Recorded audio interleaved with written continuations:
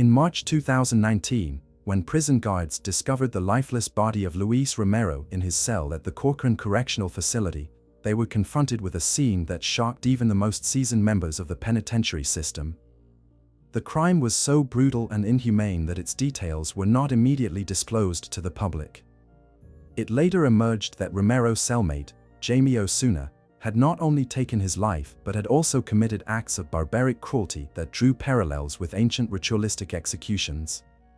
This murder marked the culmination of a bloody path that had begun long before Osuna's incarceration. Jamie Osuna, whose face was adorned with bizarre tattoos, including an intricate mask etched into his skin, became a symbol of horror for the public. He was dubbed the man with 1,000 faces due to his sinister appearance and his ability to exploit the fears of those around him. Osuna made no attempt to conceal his violent nature. On the contrary, he flaunted it with pride, mocking the families of his victims and refusing to show any remorse. This narrative is not merely about a serial killer, it is a tale of how a person, confronted with violence in childhood, grows to become a monster capable of unimaginable acts of cruelty.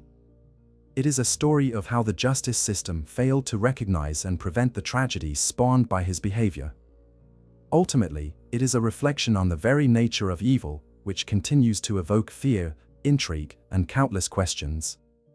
Jamie Osuna was born in 1988 in Bakersfield, California, to a family that could hardly be described as stable.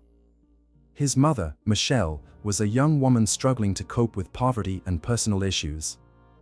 Jamie's father abandoned the family shortly after his birth, leaving the boy without a male role model to guide him on the right path.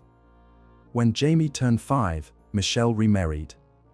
The new stepfather, Jeff, became a source of not only harsh discipline but also genuine violence for the boy. According to Osuna's own recollections, Jeff frequently resorted to corporal punishment that exceeded reasonable bounds.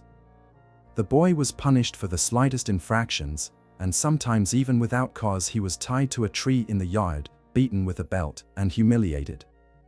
This fostered in the child a profound sense of fear and simultaneous hatred for the world around him. Jamie's school years were marked by academic struggles and behavioral issues. Teachers described him as a withdrawn and aggressive child who found it difficult to connect with his peers. Psychologists who worked with Osuna in his youth speculated that he might have suffered from mental disorders stemming from early trauma. However, the family did not seek professional help, choosing instead to ignore the warning signs of impending disaster. By the age of 12, Jamie's behavior began to change dramatically. He started to avoid home, often running to the streets, where he quickly found companionship among local gang members. In this environment, Osuna was first exposed to violence, which would later become an inseparable part of his life. He engaged in fights, drug dealing, and robberies, striving to assert himself among his peers. At 15, he was arrested for the first time for assault with a deadly weapon. This arrest did not serve as a lesson, rather, it intensified his desire to break the law. By this time, his relationship with his mother had deteriorated completely. Michelle blamed herself for failing to provide her son with love and support, yet felt powerless to change the situation. Osuna, in turn, began to perceive everyone around him as enemies. His tattoos, initially small inscriptions, later evolving into larger designs, became symbols of his rejection of society and its established norms. A pivotal moment in Osuna's life came when he transitioned from petty delinquency to genuine violence. In one incident, he brutally assaulted a man who dared to argue with him in a bar. This episode led to yet another arrest, but the judicial system once again imposed only a brief sentence. Upon his release, Osuna returned to the streets, now even more embittered. By the end of his teenage years, Jamie had become a loner, feared even by members of street gangs. His behavior was unpredictable, and his level of aggression continued to escalate. No one knew what lay beneath his calm exterior, but within him, a predator was already taking shape, poised to deliver the first fatal blow. On November 13, 2011, in Bakersfield, California, a typical autumn evening unfolded. However, at the El Morocco Motel, That day culminated in a horrifying discovery that shocked both the city's residents and the police. In one of the rooms, the body of 36-year-old Yvette Pena, a mother of 6, was found. The corpse was in a horrific state, numerous wounds, blunt force trauma, and signs of strangulation. The police officers who arrived at the crime scene immediately realized they were dealing with a killer for whom violence was not merely a tool but an end in itself. Yvette Pena was known to many in the area. A woman battling addiction, she occasionally spent nights in inexpensive motels. The last time she was seen alive was the evening before, when she entered her room. Signs of a struggle and items strewn chaotically around the room indicated that Pena had attempted to defend herself, but the assailant proved stronger. The police promptly began interviewing witnesses, striving to piece together the sequence of events. Within a few days, the investigation focused on one individual, 23-year-old Jamie Osuna. He was apprehended near the crime scene and exhibited suspicious behavior. Witnesses claimed to have seen him with Yvette just hours before her death. The questions posed by the police elicited only smirks from Osuna. He did not confess to the murder, but his words left little doubt about his involvement. "I was the last one with her. The rest is irrelevant." When detectives searched Osuna's residence, they uncovered a plethora of alarming evidence. Among the items were knives, blood-stained clothing, and journals in which he detailed his fascination with violence. These writings became crucial evidence not only of his involvement in Yvette's murder but also of his propensity for committing similar crimes in the future. Despite the growing body of evidence, the case of Osuna progressed slowly. His attorney contended that the defendant could not be the murderer due to the absence of direct proof. However, experts who examined his records and behavior concluded that Jamie Osuna was a dangerous individual, capable of cold-blooded actions. 6 years later, in 2017, Osuna pleaded guilty. During the trial, he continued to exhibit a blatant disregard for those around him. As the family of Yvette Pena recounted their suffering, Osuna openly laughed. He stated that he felt no remorse for the events that transpired, adding, "I relish seeing people in fear. Fear makes me stronger." Consequently, Osuna was sentenced to life imprisonment without the possibility of parole. Yet this punishment did not deter him, rather, it marked a new chapter in his life, one where he could unleash his destructive nature. The trial of Jamie Osuna commenced in 2017, 6 years after the murder of Yvette Pena. This delay was attributed to the complexities of the investigation, numerous appeals, and requests from the defense. Nevertheless, the very persona of the accused became the focal point for both the court and the public. He was a man who did not conceal his involvement in the crime and reveled in the attention directed towards him. At first glance, the courtroom appeared to be an ordinary venue for the administration of justice. However, Osuna's presence transformed each session into a terrifying spectacle. His face was adorned with tattoos, including symbolic skulls and demonic imagery. Yet the most chilling aspect was the lines carved into his face, creating the illusion of a mask. This visage became his calling card and a means to instill fear in others. From the outset of the proceedings, Osuna behaved provocatively. He gazed at witnesses and the judge with a smirk, interrupted attorneys, and made inappropriate remarks. A particularly painful moment arose during the testimony of Yvette Pena's family. Her mother, barely holding back tears, recounted how the loss of her daughters shattered their lives. Instead of expressing sympathy, Osuna laughed ostentatiously, inciting a wave of outrage in the courtroom. At one hearing, he declared, "I am not a monster, I am an artist. What I do is art. It is a way to express myself." These words were utilized by the prosecution as evidence that Osuna not only recognized his actions but also derived pleasure from them. Forensic evaluations indicated that he was mentally sound and aware of the consequences of his actions.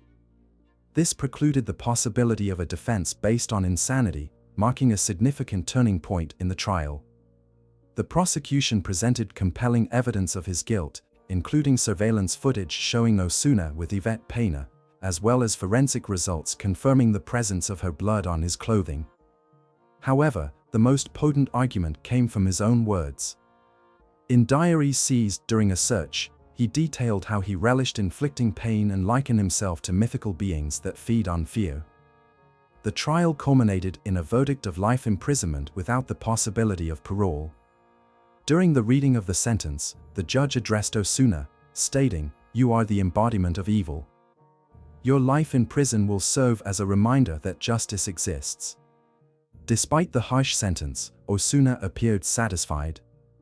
He even thanked the court for acknowledging his persona, asserting that finally, "They see me for who I truly am." This trial became not only a punishment for Osuna but also a harbinger of future events. His behavior, display of violence, and contempt for societal norms fostered an atmosphere of fear that would later reflect on his life in prison. Following the sentencing, Jamie Osuna was transferred to one of California's most secure prisons, the California State Prison, Corcoran, located in Kings County. This facility was renowned for its stringent security measures and harsh conditions, designed for inmates deemed extremely dangerous. Yet even in such an environment, Osuna managed to stand out and become a legend among fellow inmates. From the first days of his incarceration, he captured the attention of those around him with his behavior. Despite his life sentence, Osuna exhibited neither remorse nor fear of his fate. He continued to showcase his affinity for violence and shock those around him. His tattoos grew increasingly grim and menacing, transforming his face into a sinister mask. Among inmates and guards, he earned the moniker "the man with 1,000 faces" not only for his appearance but also for his ability to manipulate those around him, adopting different personas depending on the situation. Within the prison, Osuna carved out his place in the hierarchy, swiftly earning a reputation as a dangerous and unpredictable individual.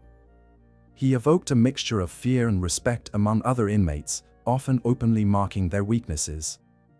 Prison psychologists attempted to engage with him, but their efforts proved futile. Osuna evaded serious discussions, preferring to respond with sarcasm or silence. One of his most talked about habits was collecting newspaper articles and photographs related to murders and serial killers. In his cell, he created a macabre gallery of horrors, to which he added his own drawings. In some of these, he depicted himself as a harbinger of fate, surrounded by symbols of death. The prison guards could not overlook his influence. Osuna understood how to manipulate them, evoking either fear or curiosity. Some staff members admitted to feeling uneasy in his presence, even through the protective glass. He was willing to sit for hours opposite a guard, studying him intently and smiling silently, which made them anxious. However, his true nature revealed itself in his interactions with other inmates.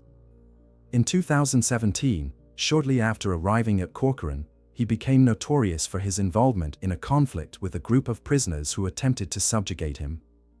The assault, during which Osuna not only fought back but also inflicted serious injuries on one of his adversaries, served as further evidence of his brutality. Following this incident, he was regarded with even greater caution. His time in prison also solidified his hatred for society and intensified his inclination towards violence. In one interview, he stated, "Prison is not a punishment for me. It is my home. Here, I can be myself." This mindset elucidated his behavior. For Osuna, incarceration became not a punishment but a platform for the continued exhibition of his dark nature. He rejected rehabilitative programs and psychiatric assistance, asserting that his mind was in order. A new phase of his criminal career commenced in prison, culminating in one of the most heinous acts of violence committed behind bars. He was assigned a cellmate, but the administration's decision proved fateful. This individual, Luis Romero, soon became yet another victim of Osuna. In 2019, the Corcoran Prison Administration decided to assign Jamie Osuna a cellmate. This individual was Luis Romero, a 44-year-old inmate serving a lengthy sentence for a murder committed in his adolescence. He had spent the majority of his life behind bars, striving to avoid conflicts.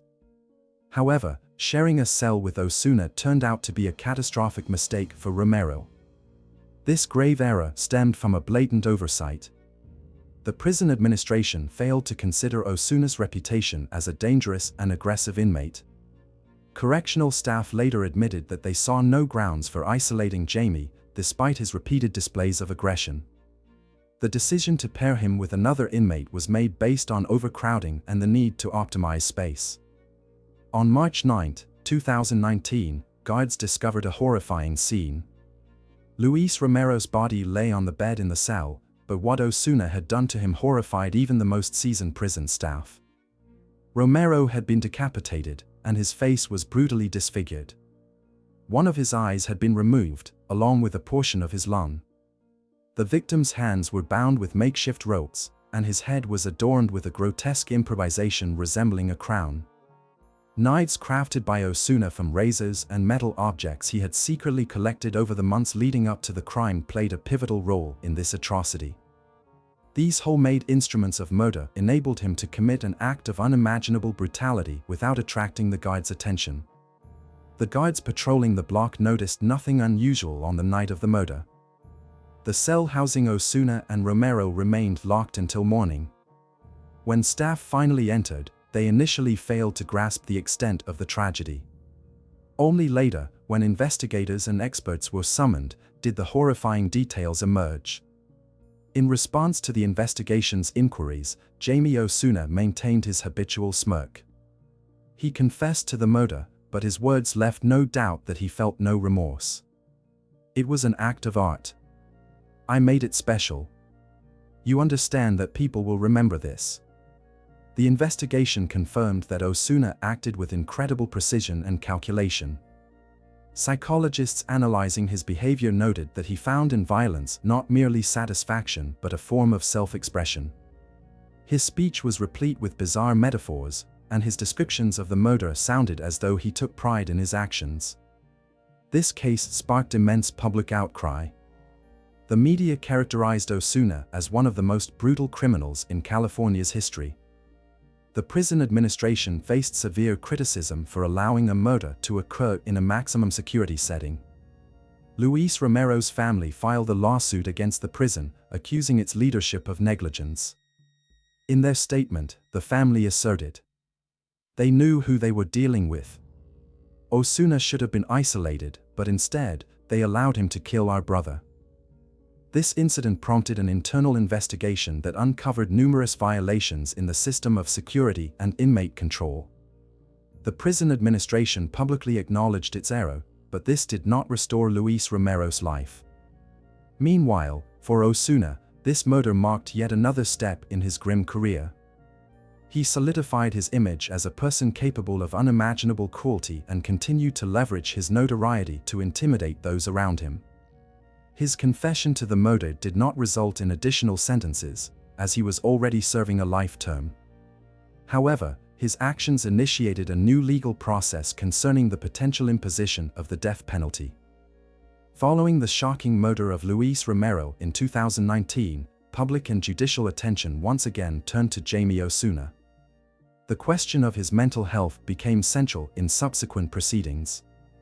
The crime, committed within a maximum security prison, raised numerous concerns about how an individual exhibiting clear signs of aggression and a propensity for violence could remain in a general population cell. Immediately after the incident, Osuna was transferred to an isolated unit, where he was under constant surveillance. Prison psychologists and experts commenced an intensive examination of his personality to ascertain whether he comprehended the ramifications of his actions and was fit to stand trial for Romero's murder. The initial findings were ambiguous. On one hand, he displayed a high level of intelligence and a complete understanding of his actions. On the other, his statements and behavior indicated severe psychological disturbances. During one of his discussions with psychologists, Osuna declared, "I am not merely a man. I am something greater. Violence is my nature, and you cannot change it." The evaluation revealed that Osuna suffered from narcissistic personality disorder, as well as potential antisocial disorder. However, experts were divided on whether this was a sufficient basis to declare him insane. The defense argued that his childhood trauma, abuse, and evident mental disorders rendered him incapable of recognizing his actions. Conversely, the prosecution contended that Osuna had meticulously planned Romero's murder and acted with full awareness of the consequences. In January 2021, the court ruled to temporarily suspend the proceedings in Romero's case to allow for further psychiatric evaluation. The defendant's advocates asserted that their client should not be held accountable for his actions, as he lives in his own world. This elicited mixed reactions from both the public and the victim's family, who believed that Osuna was merely manipulating the system. In February of the same year, experts presented a new report declaring Osuna competent to participate in the trial. The conclusion was based on the assertion that he understood he had committed murder and was aware of its consequences. This decision revived the case, and prosecutors once again sought the death penalty for him. Alongside the judicial proceedings concerning Romero's case, new charges loomed over Osuna. Several prison staff members reported that he had assaulted them during his confinement in isolation. In one instance, he wielded a sharp object to threaten a guard, demanding more time for outdoor exercise. This incident only intensified calls for Osuna's isolation, as he became increasingly dangerous even under strict supervision. In June 2022, following another round of court hearings, Osuna's defense once again attempted to demonstrate that his mental state precluded the imposition of the death penalty. The attorney stated, "This man is a product of a system that broke him in childhood. He was not born a monster, he was made into one." However, prosecutors countered that, despite a difficult upbringing, Osuna had chosen the path of violence and exhibited no remorse whatsoever. They pointed to his journals, drawings, and statements made during interrogations as evidence that he reveled in his reputation as a killer. In December 2023, the court declined to impose the death penalty on Jamie Osuna, upholding a life sentence without the possibility of parole. The decision was met with mixed reactions. For Romero's family, it was yet another blow, as they had hoped for the maximum punishment.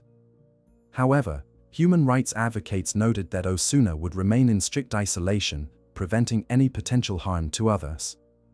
Despite the ruling, Jamie Osuna's case is far from concluded. His name continues to evoke fear and revulsion, and the numerous violations within the correctional system uncovered during the investigation have become the subject of significant reforms. The case of Jamie Osuna garnered widespread attention not only due to his crimes but also because of the myriad questions it raised for society and the justice system. The public was divided. Some viewed Osuna as the embodiment of evil deserving of the harshest penalties, while others believed that his behavior was a consequence of the system's failure to protect him in childhood and rehabilitate him in adulthood. As the media began to extensively cover his story, Jamie Osuna became a true sensation. His appearance, a tattooed face and a chilling smile, instantly made him a subject of interest not only for journalists but also for the general public. Internet forums and social media were flooded with discussions about his persona, while documentaries and podcasts dedicated to his crimes amassed millions of views. Osuna's image became a symbol of the extreme manifestations of human cruelty. However, in this narrative, the focus was not solely on him, but also on the vulnerabilities of the system. The first target of criticism was the prison administration, which allowed the murder of Luis Romero to occur under strict supervision. The subsequent investigation revealed a series of violations. Among the primary issues were: 1. Staff shortages. Many guards simultaneously monitored multiple blocks, resulting in a diminished level of oversight over the inmates. On the night of Romero's murder, the surveillance of the cells was minimal.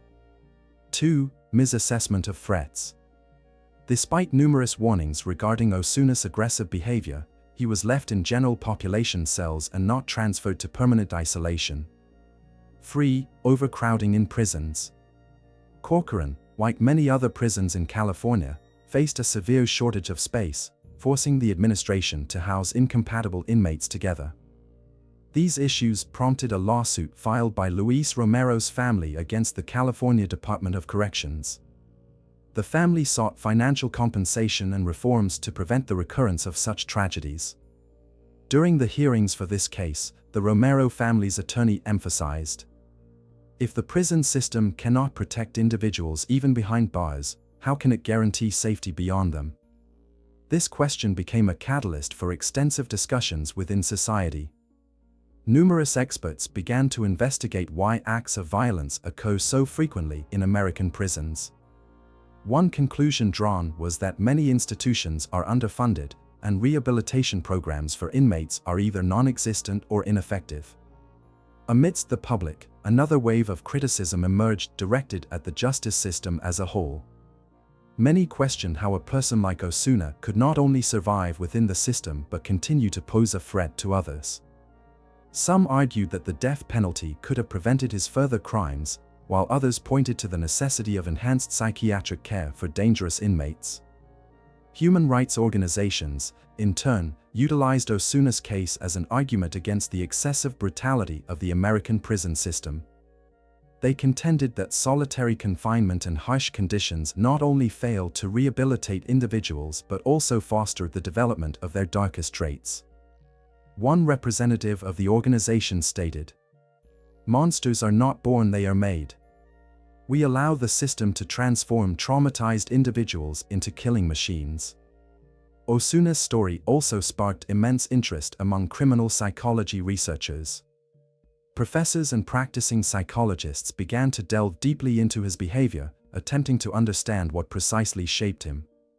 Many concluded that a combination of factors underpinned his actions: a troubled childhood, mental illness, an early propensity for violence, and the system's failure to intervene in a timely manner.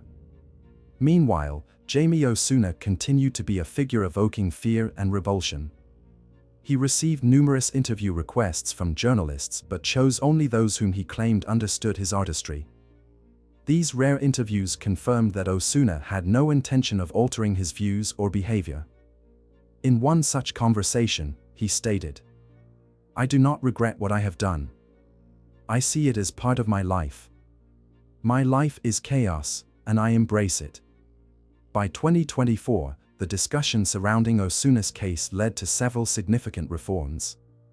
The California prison system increased its budget for psychiatric care for inmates and improved isolation conditions for the most dangerous among them. However, these measures could not erase the memory of the horrific crimes that became emblematic of systemic failures. The case of Jamie Osuna left a profound mark on society, not only due to the monstrous cruelty of his crimes but also because of the questions it raised about the nature of evil, the role of the justice system, and the importance of psychiatric assistance. It became a litmus test, revealing weaknesses not only in the penal system but also in the mechanisms for preventing violence. The persona of Jamie Osuna, his behavior, and his statements provoke contemplation about what shapes such individuals. Is evil an inherent quality, or is it a product of the environment in which a person grows? In Osuna's case, it is evident that his childhood, rife with violence and cruelty, played a pivotal role. However, one must also consider the personal choices he made in adulthood. Psychologists and criminologists note that Osuna exhibited traits of narcissism, psychopathy, and antisocial personality disorder. Yet, his admiration for violence and complete lack of remorse indicate a conscious acceptance of his role as a destroyer. He referred to himself as a death artist, suggesting that he viewed his actions not merely as crimes but as something that elevated him above others. Osuna stands as a stark example of how the system can fail to rehabilitate and isolate dangerous individuals. His journey from a mere street thug to a serial killer was marked by numerous moments when intervention could have altered the course of events. Yet, as is often the case, the system's response was belated. Only after his prison crimes did discussions about the necessity for change begin. The primary lesson from this case is the understanding of the importance of risk assessment. Jamie Osuna was a clear threat even under strict supervision, and yet he managed to commit murder within one of California's most secure prisons. This demonstrated that the system requires additional mechanisms to address individuals who pose a danger not only to society but also to other inmates. Despite all his brutality, Osuna's persona continues to captivate attention. His image has become part of popular culture, both frightening and mesmerizing. For some, he embodies the dark side of human nature. For others, he serves as a warning of what can occur if societal issues are ignored. The media, despite accusations of sensationalism, played a crucial role in highlighting this case. They raised questions that are rarely discussed openly: how to deal with individuals who are resistant to rehabilitation, how to protect society from those who view violence as a means of self-expression. These questions remain relevant to this day. As of 2024, Jamie Osuna remains in strict isolation, his life confined to a prison cell. He can no longer directly threaten others, but his story continues to influence public consciousness. It serves as a reminder that evil can take many forms, and combating it requires not only punishment but also a profound understanding of its roots. The California justice system has drawn lessons from this case. Enhanced monitoring of dangerous inmates, improved working conditions for prison staff, and expanded psychiatric care programs have all been direct consequences of the events surrounding Osuna. However, the effectiveness of these measures remains to be seen over time. The case of Jamie Osuna is more than just a story about a serial killer. It is a warning that violence, if ignored, can grow like a disease, affecting not only the perpetrator but also the entire system that was meant to stop him. It is a grim yet vital lesson for a society facing the challenges of combating cruelty and indifference.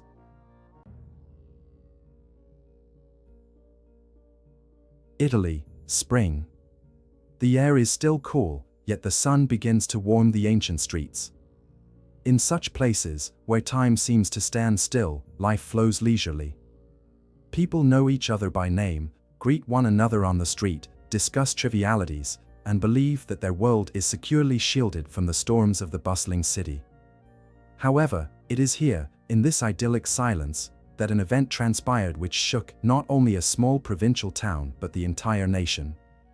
What initially appeared to be a tragic accident unfolded into a narrative rife with hidden facets, deception, and chilling brutality. Every detail of this case, every piece of evidence, and every testimony wove into a complex tapestry where the truth was not immediately discernible. Was it betrayal? A flash of anger? Or a meticulously crafted plan? What transpired on that clear day when one of the local families set out for a stroll and never returned home unchanged? How many faces can a person conceal, even one who seems so familiar? This tale is not merely about a crime. It is a story of the hidden fractures that spread across the strongest, seemingly unbreakable bonds. Of a truth that is too often feared to be spoken. And of how even the quietest town can become a place where silence is suddenly replaced by a loud whisper. Melania Ray was born on August 18, 1981, in the tranquil Italian town of Somma Vesuviana, nestled at the foot of Vesuvius. Her childhood was enveloped in the love and care of her parents, who instilled in her family values and a desire for independence. She grew up in a close-knit family that always prioritized education and personal development. From a young age, Melania exhibited kindness and empathy. During her school years, she distinguished herself as a diligent student with a passion for the humanities. Her parents took pride in her achievements and supported her every endeavor. After graduating from high school, Melania chose to pursue a degree in foreign languages at the University of Naples, where she excelled. She mastered English and French, which later became the foundation of her professional career. Upon completing her studies, Melania embarked on a career in tourism, aligning with her inclinations and education. She relished traveling and immersing herself in new cultures, which enabled her to excel in her responsibilities. Colleagues noted her amiability and professionalism. Yet, the true essence of her life remained her family. Melania dreamed of a strong relationship characterized by love and understanding, and this dream soon became a reality. In 2007, Melania met Salvatore Paralisai, a military officer stationed in Italy. Their acquaintance swiftly blossomed into a romantic relationship that seemed perfect. In 2008, the couple wed. A few years later, they welcomed a daughter, Vittoria, who became the center of their small world. At first glance, the Peralesi family appeared to embody harmony. Melania devoted herself to caring for her daughter while maintaining warm relationships with her parents and friends. However, beneath the facade of an ideal marriage lay tension and unresolved issues. Melania often confided her worries to close friends, though she endeavored to maintain an optimistic outlook. Friends observed that at times she appeared troubled and preoccupied, particularly in the months leading up to the tragedy. These details, initially seeming insignificant, would later emerge as crucial elements in the investigation. Shortly before the tragic events, unsettling signs began to manifest in Melania's life. Although her family outwardly appeared happy, close friends noted that Melania occasionally expressed her doubts and suspicions.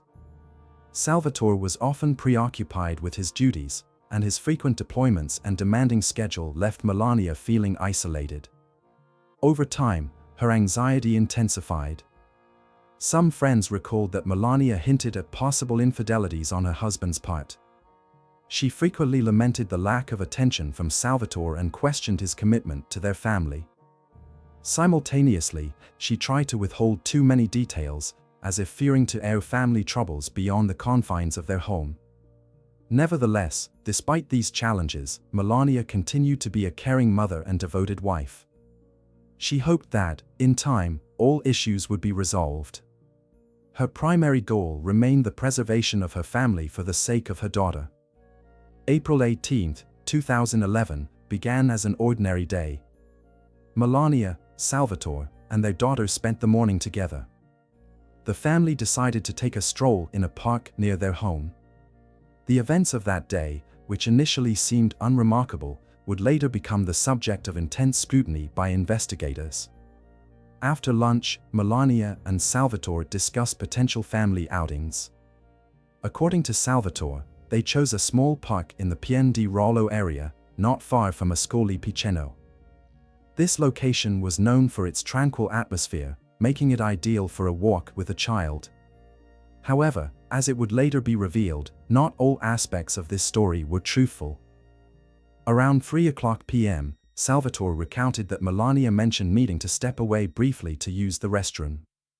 She wandered off toward a wooded path and did not return.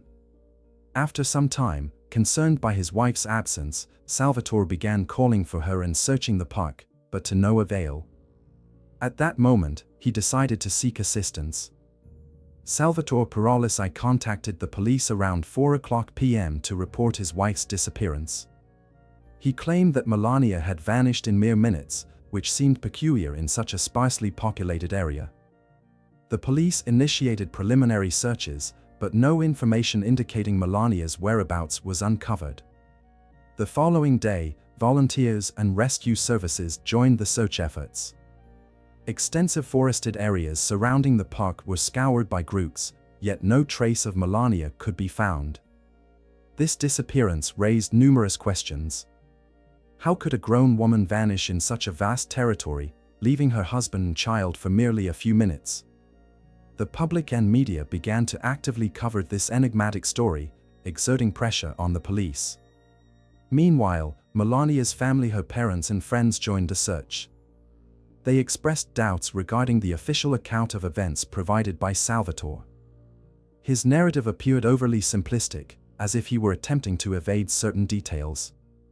2 days passed in fruitless searches. Finally, on April 20, 2011, a chilling discovery was made in a forested area near the small village of Collateral. The lifeless body of Melania Ray was found. The location of the discovery was approximately 10 kilometers from the park where, according to Salvatore, she had disappeared. This contradicted the initial account, as it seemed unlikely that Melania could have traversed such a distance on her own. The discovered body immediately attracted the attention of experts. Melania's body bore 35 stab wounds, indicating a brutal and cold-blooded nature of the crime. Investigators speculated that the murder did not occur at the site of the boat's discovery, but rather at another location, after which the body was transported to the forest.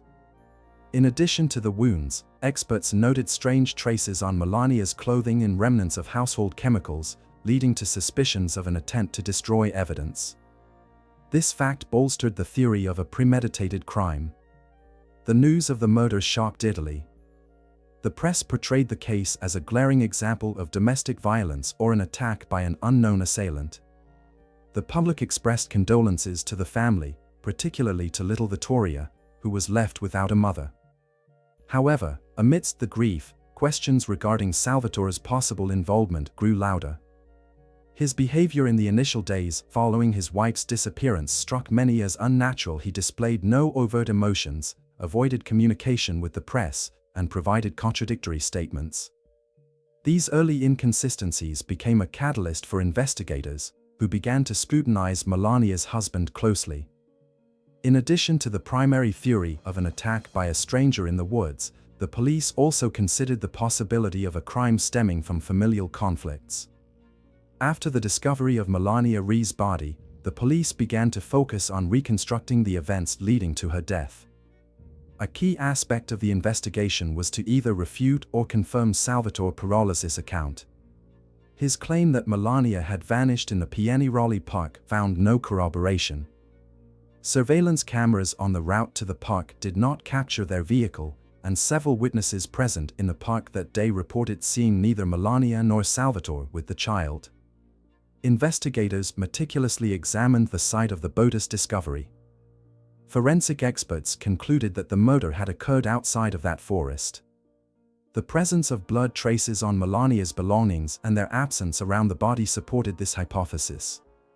A theory emerged that the body had been brought there to cover up the crime. In the initial days following his wife's death, Salvatore faced intense pressure from investigators. Despite his claims of love for Melania, his behavior was peculiar. He avoided public displays of grief, often became confused when recounting the events of the day of her disappearance, and raised questions with his calm demeanor. As the police delved deeper into his personal life, unexpected facts came to light. It was revealed that Salvatore Parolasi was leading a double life. At the time of the murder, he was involved in a long-term relationship with another woman, Ludovica Peruzzi, who served in the same military unit as he did. Ludovica confirmed that she was aware of Salvatore's marriage to Melania but believed his promises of divorce. This fact radically shifted the direction of the investigation. Melania's friend recalled that she had suspected her husband of infidelity but lacked direct evidence. This, according to investigators, could have contributed to the growing tension in their relationship. The theory that the murder was committed by someone with a personal motive gained traction. Salvatore's phone records and messages became crucial evidence. Analysis revealed that on the day of Melania's disappearance, he had multiple phone calls with Ludovica. These calls sharply contrasted with his assertions that he had been occupied with a family outing all day. Furthermore, microscopic traces of a substance used in military chemistry were found on Melania's clothing and body. The investigation suggested that this might indicate contact with someone associated with the military, further intensifying suspicions against Salvatore. Additionally, discrepancies in his alibi emerged. He could not clearly explain his whereabouts between 1:00 p.m. and 3:00 p.m. on the day of the murder. By May 2011, Salvatore officially became the prime suspect in the case. The pressure from investigators and the public intensified. He was repeatedly summoned for questioning, and with each session, he made increasingly contradictory statements. These inconsistencies led investigators to believe he was attempting to conceal the truth. During this period, Melania's family began to openly accuse Salvatore. They claimed he had always been indifferent to their daughter and suggested that he might have planned the murder in advance. These statements sparked widespread public resonance. After weeks of intensive investigation, the authorities concluded that the evidence against Salvatore Parolasi was sufficiently compelling to warrant charges. On June 19, 2011, he was arrested on suspicion of murdering Melania Ray. The primary motive put forth by the prosecution was the desire to avoid the exposure of his double life and to preserve his reputation, which could have been jeopardized if Melania had discovered the truth and revealed it. The arrest provoked a storm of emotions. Salvatore vehemently denied his guilt, insisting he was not involved in his wife's murder. He claimed that his romantic entanglements were not the cause of familial conflicts and that he genuinely mourned Melania's loss. However, investigators focused on a series of pieces of evidence that they believed demonstrated his involvement. The main piece of evidence was the contradictions in his statements. Salvatore claimed that at the moment of Melania's disappearance, he was with their daughter in the park. However, mobile phone analysis indicated that his phone was registered in a different area. This data did not align with the route he provided during the investigation.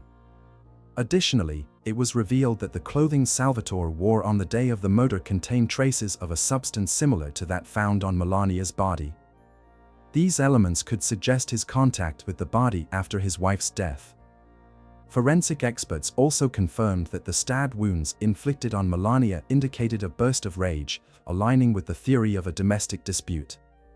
Particular attention was given to the analysis of phone calls. Testimonies from Ludovica Peruzzi, Salvatore's mistress, confirmed that on the day of the murder, he was in contact with her and mentioned that his marriage was nearing its end. This created a motive for eliminating a wife who could obstruct his plans to start anew. Following Salvatore Perolesi's arrest, public opinion became sharply divided. Some supported him, arguing that the evidence was circumstantial and that the prosecution was based on bias. Others were convinced of Salvatore's guilt, viewing him as a cold-blooded criminal capable of murder for his own benefit. Melania's family took a firm stance. They publicly declared their belief in Salvatore's guilt. Melania's father and mother actively collaborated with investigators, providing additional information about their daughter's marital state. They asserted that Melania had complained about her husband's infidelity and experienced stress due to his cold demeanor. These testimonies heightened public resonance.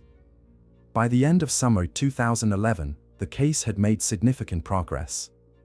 The prosecution gathered sufficient evidence to initiate a trial. One of the strategies employed by the prosecution involved enlisting psychologists to analyze Salvatore's character, emphasizing his propensity for manipulation. Meanwhile, the defense prepared to present Salvatore as a loving father caught in a tragic confluence of circumstances. The judicial proceedings promised to be both sensational and fraught with tension. The media diligently covered every step of the investigation, stoking public interest in the case. The nation awaited a fair trial to uncover the truth. The court hearings concerning Salvatore Perolesi commenced in the autumn of 2011, capturing widespread public attention as the details of the Perolesi family's life and the shocking facts surrounding the murder of Melania Ray unfolded before the eyes of society. The prosecution and defense engaged in a fierce confrontation, each presenting their narratives of the events. The prosecution built its case on a compilation of evidence. They presented a detailed timeline of the day Melania disappeared, demonstrating that Salvatore had repeatedly lied to investigators.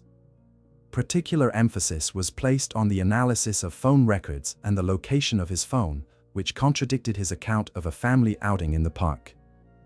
Prosecutors highlighted the motive Salvatore's double life and his relationship with Ludovica Peruzzi. They contended that Melania might have threatened to expose her husband's infidelities, which catalyzed a conflict that escalated into murder.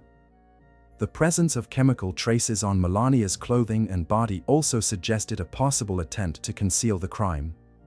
Testimonies from Melania's friends and family bolstered the prosecution's case. Those close to Melania confirmed that she was distressed by her husband's behavior and expressed concerns about the future of their marriage.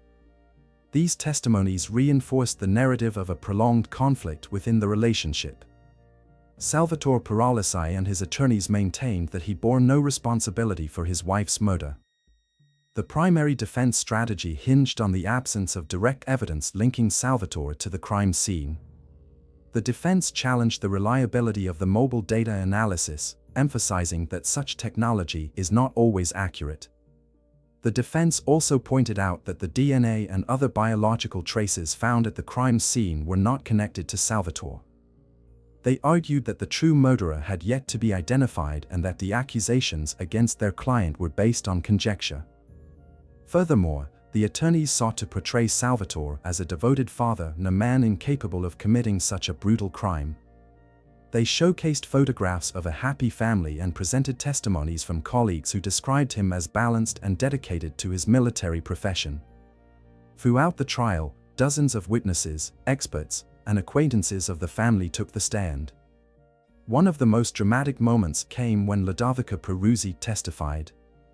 She confirmed her relationship with Salvatore but asserted that she had never suspected him of being capable of violence. However, the fact of her connection to the defendant became a pivotal piece of evidence regarding his motives. Forensic experts presented an analysis of the stab wounds, indicating that the assailant acted with a clear emotional impulse, characteristic of domestic conflicts. This conclusion aligned with the theory of a quarrel arising from jealousy or the threat of exposure. The defense attempted to exploit inconsistencies in the testimonies of the prosecution's witnesses. For instance, one family friend claimed he did not believe the conflicts between Salvatore and Melania were serious, casting doubt on the narrative of a domestic drama. The trial captivated the entire nation. Italian media covered its proceedings daily, discussing the details of testimonies and expert analyses. Public debates emerged regarding the extent to which women are protected from domestic violence and the importance of timely responses to the early signs of familial conflicts. Many expressed condolences to Melania's family, particularly her parents, who were actively present at the hearings. Their grief and determination to seek justice resonated with viewers following the trial. After several months of court hearings, in January 2012, the court rendered its verdict. Salvatore Peruzzi was found guilty of murdering his wife, Melania Ray. The court considered the totality of evidence, including contradictions in his statements, mobile data, and indications of his motives. The judges concluded that Salvatore's actions were premeditated. They noted that the crime was committed with particular cruelty, as evidenced by the numerous stab wounds. The court determined that the murder occurred during a moment of intense conflict between the spouses, fueled by jealousy, deceit, and threats of exposure. The key factors influencing the decision included phone data revealing Salvatore's lies about his whereabouts on the day of the murder, testimony from Ludovica Peruzzi, confirming his long-term relationship with her, results from the forensic examination indicating that the murderer was likely well acquainted with the victim. Salvatore was sentenced to life imprisonment. The court also ruled that he would lose parental rights to his daughter Vittoria, who was placed in the custody of Melania's parents. The news of the verdict sparked widespread public outcry. Many perceived the ruling as just, particularly in light of the crime's brutality.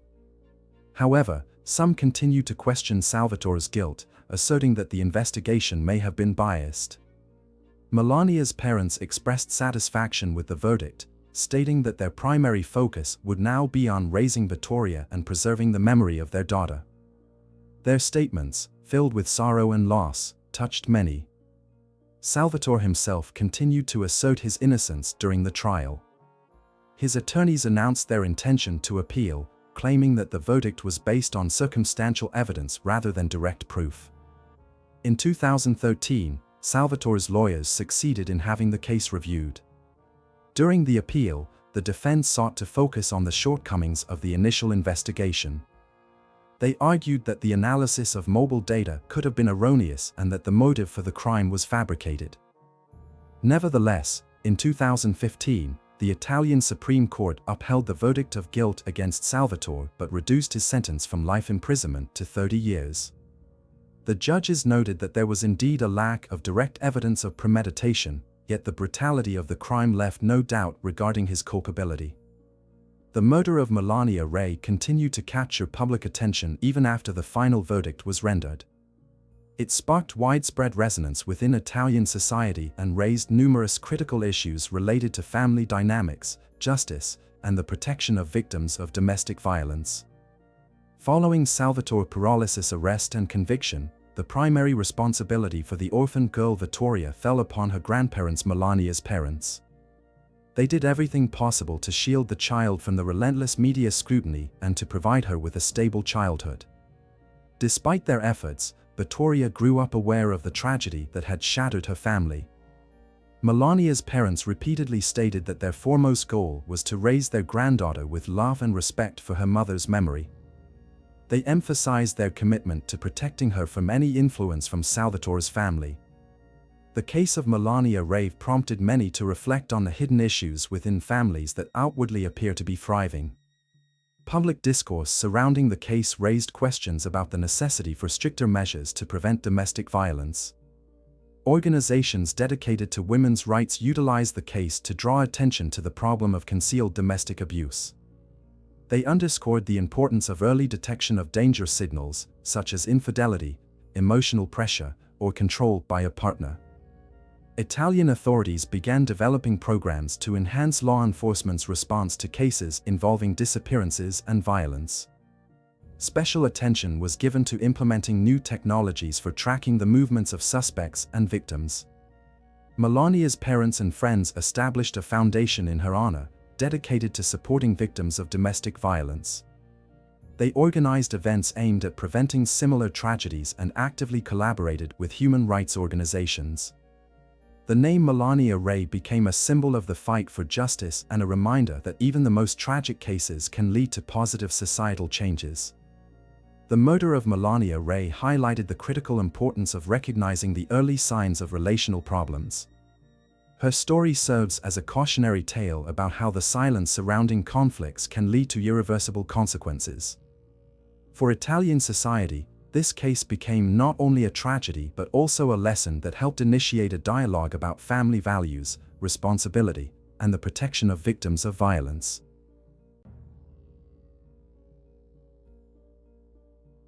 On December 15, 2017, in one of Toronto's most opulent residences, a discovery shocked Canada and the entire world. Barry and Honey Sherman, an influential couple billionaires and philanthropists, were found dead under mysterious circumstances. Their demise instantly became a riddle, spawning countless questions and theories. Was it a robbery? Personal vengeance? Or a coldly orchestrated contract killing? Why, after years, does this enigma remain unsolved? Who could dare to take such a bold step? Let us delve into this intricate tale, woven with threads of business, betrayal, and the darkest of motives. Stay with us to uncover every detail. Barry Sherman was born on February 25, 1942, in Toronto, into a Jewish family. His father, Herbert Sherman, was a businessman who tragically passed away from a heart attack when Barry was merely 10 years old. Despite this tragedy, the boy grew into a gifted and determined child. Even in his school years, he exhibited remarkable aptitude for the sciences, which charted his future course. Barry graduated from the University of Toronto with a degree in engineering. Soon, he developed an interest in the chemical industry and decided to pursue a career in pharmaceuticals. After earning a doctorate from the Massachusetts Institute of Technology (MIT), he returned to Canada to continue the family business. At that time, his uncle, Louis Vin Nick, owned a small pharmaceutical company, Empire Laboratories. Barry acquired this company in 1967, marking the beginning of his meteoric rise in the pharmaceutical realm. A few years later, Sherman founded Apotex, a company that would eventually become Canada's largest producer of generic medications. Apotex not only provided affordable medicines to millions but also actively engaged in international trade. Barry earned a reputation not only as a successful entrepreneur but also as a man with a tough approach to business. His willingness to litigate against major pharmaceutical corporations defending their patents made him a controversial yet undeniably influential figure. Honey Sherman, born Hannah Swidler in 1947 in Welland, Ontario, grew up in a modest family but was ambitious from a young age, dreaming of greater things. She met Barry during their studies, and their union proved to be strong both personally and professionally. After their marriage, she not only supported her husband in his endeavors but also became actively involved in philanthropy. Together, Barry and Honey Sherman emerged as a powerful couple in Canada. Honey led numerous philanthropic initiatives aimed at supporting the Jewish community, funding hospitals, and assisting the underprivileged. She was known for her warm demeanor and always sought to personally engage in the projects she helped finance. The Shermans own the luxurious home in an elite Toronto neighborhood. However, beneath the facade of prosperity lay tensions and conflicts stemming from both financial disagreements and Barry's business practices.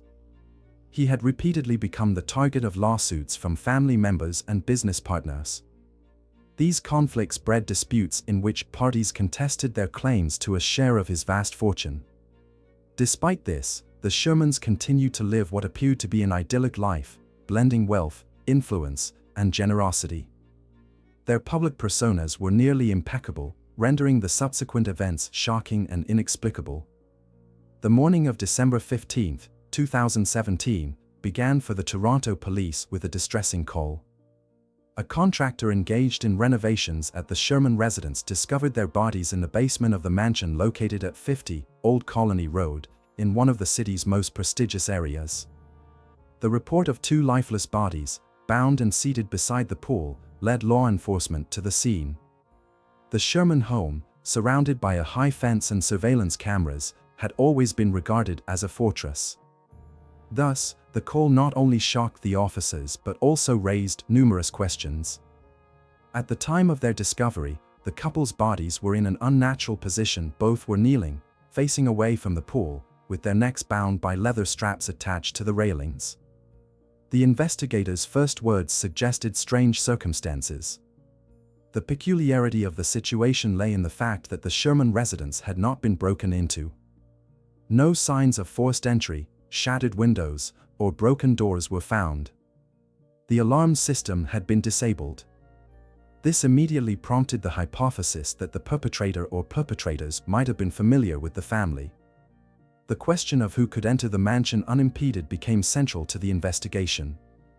News of Barry and Honey's demise quickly spread through the media. Within hours, reporters, neighbors, and family colleagues began to gather outside the home. People were stunned. The Shermans seemed untouchable, given their status, connections, and robust security system. Rumors of a possible double suicide emerged, considering the peculiar position of the bodies. However, family and acquaintances swiftly dismissed this theory. The first official police statement contained only a brief confirmation of the discovery of the bodies. Yet, within days, it became known that investigators were considering several scenarios from murder for the sake of robbery to a complex act of revenge. Public opinion oscillated between speculation and shock. The Sherman family also remained vocal. Close relatives of Barry and Honey expressed outrage at the suicide theory, emphasizing that neither had any reason to take such a step. Neighbors interviewed by journalists described the Shermans as reserved yet friendly individuals. Honey was often seen walking around the neighborhood, maintaining amicable relations with neighbors, while Barry rarely appeared in public, preferring to focus on work. Despite their outward reticence, none of those interviewed noticed any signs that the couple might have been in danger. An intriguing detail emerged just weeks before their deaths: the Shermans had put their home up for sale. This sparked new theories. Perhaps the sale process attracted criminals, or the couple was hiding something, seeking to rid themselves of the property. However, the realtor handling the sale assured that the family simply planned to move to a more modern home. Crucial information was provided by forensic experts. The autopsy revealed that both had died from asphyxiation. There were no significant signs of struggle on their bodies, although minor scratches found on their hands and faces suggested possible attempts at resistance. This bolstered the hypothesis that the attack occurred suddenly or that the Shermans had been immobilized prior to their murder. Experts also indicated that death likely occurred a day before the bodies were discovered. Meanwhile, the police began examining the Shermans' surroundings, particularly their business relationships. Over the years of successful operation, Barry had amassed numerous enemies, especially among competitors in the pharmaceutical industry. He was known for his aggressive business style, often embroiled in legal disputes. But could corporate rivalries escalate to such a brutal conclusion? This question remained unanswered. Additionally, Barry Sherman's familial conflicts were widely known. Several of his cousins had been embroiled in lawsuits with him for years, demanding a share of the fortune they believed he had stolen from them. However, none of them were under suspicion at the time of the murders.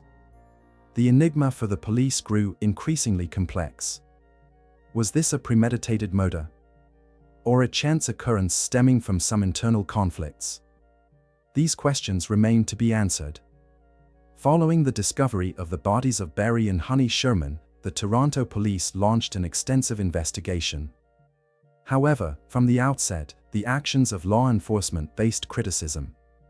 Initially, the investigation leaned towards the theory that either a murder followed by a suicide had occurred, or a double suicide. This hypothesis was based on the absence of visible signs of forced entry, as well as the peculiar position in which the couple's bodies were found.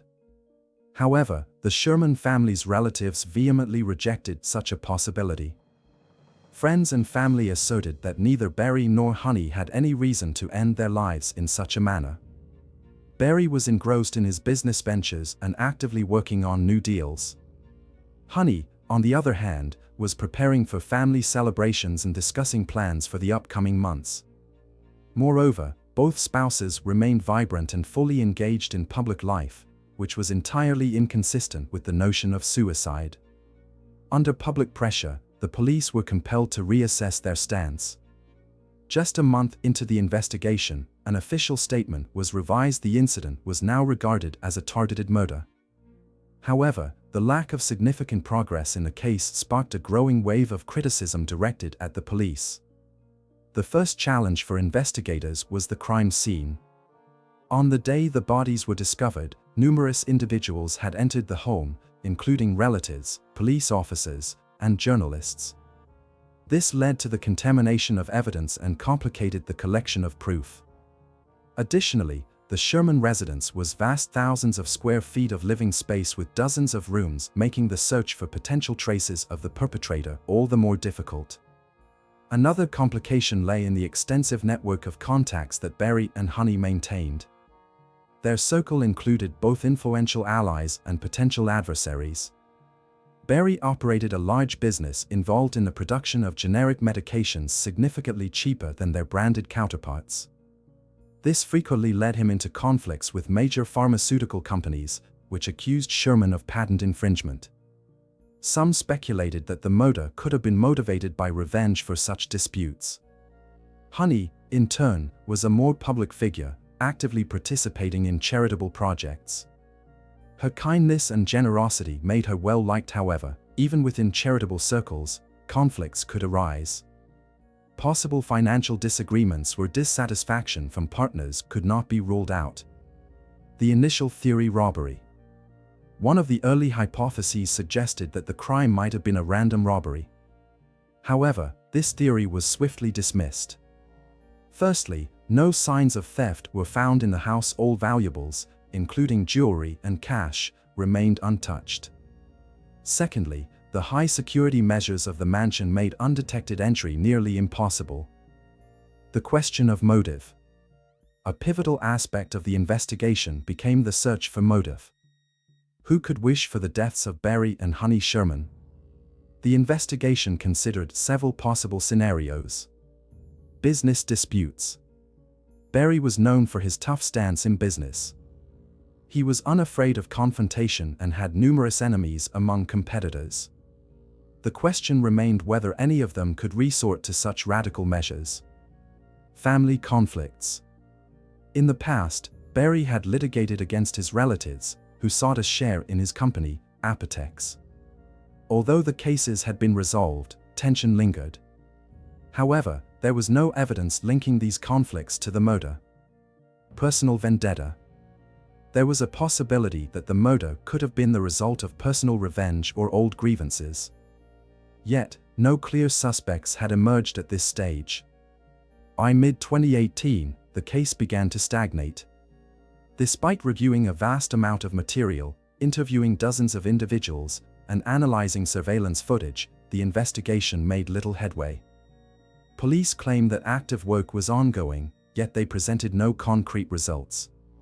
Disillusioned with the progress of the investigation, the Sherman family decided to hire private detectives. They were convinced that the murder had been premeditated and that the police were not giving the case the attention it deserved. This decision marked a turning point, as the private investigators soon presented their findings, which raised new questions and intensified pressure on the official investigation. Frustration with the official inquiry compelled the Sherman family to seek assistance from independent experts. Private detectives were hired by a law firm representing the interests of Barry and Honey's relatives. Leading the independent team was Tom Clushy, an experienced criminologist with an impeccable reputation, known for his investigations into complex cases. The team was assembled from the finest specialists in evidence analysis, forensic medicine, and homicide investigation. One of Clushy's team's first tasks was to re-examine the crime scene.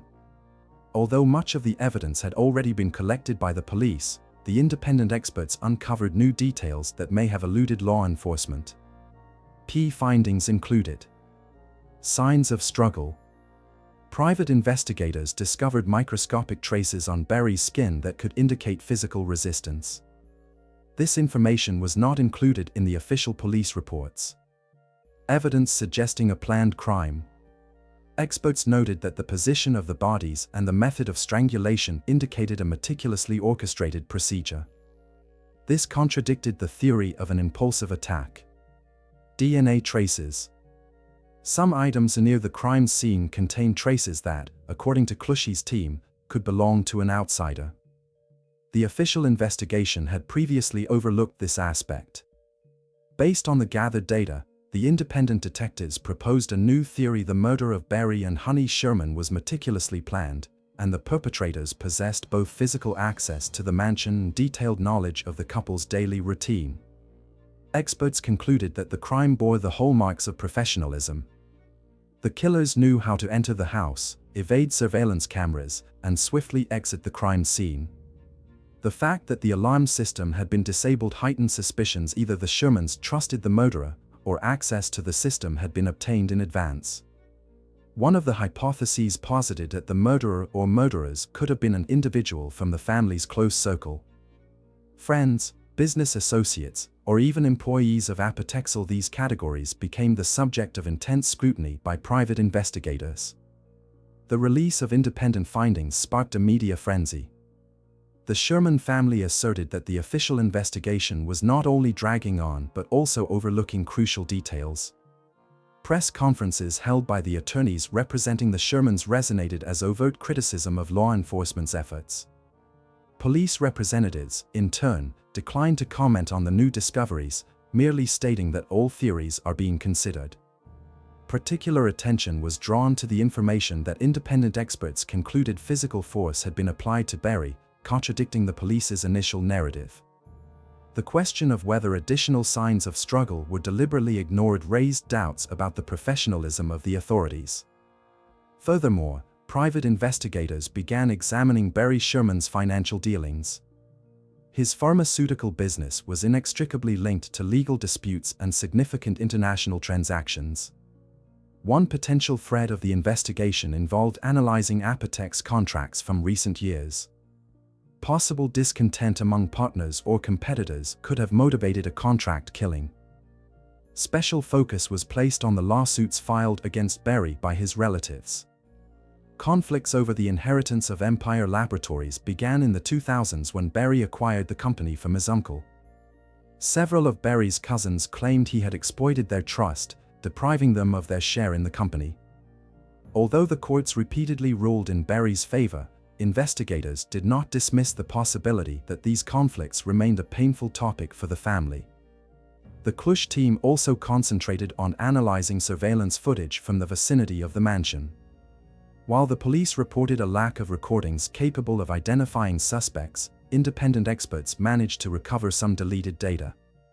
One video, captured near the Sherman residence on the night of the murder, depicted a figure moving around the mansion's grounds. Although the quality of the recording was subpar, it became crucial evidence supporting the theory that the crime was committed from outside. The conclusions drawn by private investigators intensified pressure on the police. Media outlets, journalists, and the public began demanding greater transparency in the official investigation. Berry and Honey's relatives openly stated that without the assistance of independent experts, the case might have remained stagnant. Meanwhile, the police refused to disclose further details, citing the interests of the investigation. This only deepened the mistrust from relatives and the public. The investigation into the deaths of Berry and Honey Sherman gained national prominence. The public revelations from private detectives and pressure from the family continued to fuel interest in the case, while new evidence and hypotheses rendered it even more convoluted. Both the investigation and private detectives considered several primary theories, among which stood out. Berry Sherman had amassed numerous enemies throughout his career. His aggressive actions against major pharmaceutical companies often led to lawsuits, including allegations of patent infringement. Apotex, with its low prices, posed a threat to industry giants, making Berry an uncomfortable figure for competitors. Private investigators uncovered several business dealings that could have led to irreconcilable conflicts. One anonymous competitor openly stated in an interview that he considered Sherman's methods destructive to the market. However, no evidence linking this to the murder was found. Berry had repeatedly been a defendant in courts where his relatives sought to claim a share. The primary subject of disputes was his first company, Empire Laboratories, which he acquired from his uncle Louis Winnick. In 2007, several of Sherman's cousins claimed he had deceptively deprived them of their rightful inheritance. Although the case was closed in Berry's favor, the conflict left a significant mark. Independent experts noted that none of Berry's relatives officially fell under the category of suspects. However, circumstantial evidence suggested that tensions in relationships could have played a role. Honey Sherman was a well-known philanthropist, yet her activities also sparked controversy. Some projects faced financial disputes or accusations of insufficient transparency. One such instance involved allegations of misappropriation of funds intended for charity. Although these claims were not officially substantiated, the investigation considered the possibility of personal motives among the couple's acquaintances. The professionalism with which the crime was executed led the police to consider the potential involvement of hired assassins. Both police and private investigators concluded that the killers acted with a high degree of preparation, were familiar with the couple's daily routines, and had access to their home. The analysis of DNA evidence became one of the most critical stages in the investigation. Samples were found that did not belong to either Berry or Honey. However, cross-referencing with databases yielded no results. The identities of the potential perpetrators remained unknown. Private detectives also conducted a re-evaluation of the mansion's security system. They concluded that the alarm had been manually disabled, suggesting that the killers either had access to the system or knew the code. Additionally, specialists discovered that someone had used the Wi-Fi network in the Sherman home on the night of their deaths. This fact raised suspicions, yet tracking the specific device proved impossible. The independent investigation by private detectives began to diverge significantly from the police's conclusions. Official representatives of law enforcement continued to assert that they were pursuing multiple theories but provided no new facts. In contrast, private investigators insisted that the police were not demonstrating the necessary diligence. The situation escalated when the Sherman family's lawyer announced to the media that police officers had allegedly lost some evidence. He further suggested that the case might be closed without resolution if public pressure subsided. These statements sparked a wave of outrage among Berry and Honey's relatives and friends. The Sherman case became one of the most talked about topics in Canada. Media outlets, bloggers, and crime analysts sought their own explanations for the events. Some theories veered into the fantastical, including conspiracies involving pharmaceutical corporations and the interference of intelligence agencies. Meanwhile, the public demanded justice, launching petitions and urging authorities to intensify investigative efforts. In response to mounting public pressure, the police established a hotline for citizens to share any information related to the case. However, most of the tips proved unhelpful, often revolving around unverified rumors and speculation. By the end of 2018, the investigation remained at a standstill. Despite efforts by both the police and private investigators, the perpetrators had not been identified. The case of Barry and Honey Sherman, despite its high-profile beginnings, risked becoming one of those unsolved mysteries. The family continued to pressure law enforcement, demanding greater transparency. Yet the central question lingered: who committed this double murder, and why? In the years that followed, the investigation into Barry and Honey Sherman's deaths remained one of Canada's most high-profile enigmas. Despite the efforts of police, private detectives, and international scrutiny, the case showed no signs of reaching a conclusion.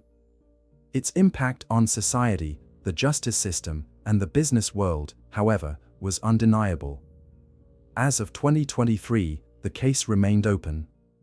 Toronto police issued sporadic updates, claiming that active work was underway. One senior detective leading the case noted that progress was slow due to the complexity and scale of the investigation. According to him, the best experts were involved, utilizing cutting-edge technologies, including DNA analysis and digital tracking. Yet tangible results were scarce. No suspects had been identified, and the investigation's primary hurdle was the absence of direct evidence linking anyone to the crime scene on the night of the murders. Investigators continued to explore hundreds of potential motives, ranging from Barry's business dealings to family disputes and personal relationships. A significant development in 2022 was the release of new video footage that police claimed could be crucial to the case. The footage captured an individual moving near the Shermans' home on the night of the murders. Authorities appealed to the public for help in identifying the person. However, the video yielded no significant leads, and the figure remained unidentified. The private team hired by the Sherman family continued its work, though its activity dwindled after the initial years. One of its last efforts involved bringing in international experts to analyze Barry's business dealings. This team speculated that the murder could have been orchestrated by foreign individuals with direct or indirect interests in eliminating the founder of Apotex. However, no evidence supporting this theory was presented.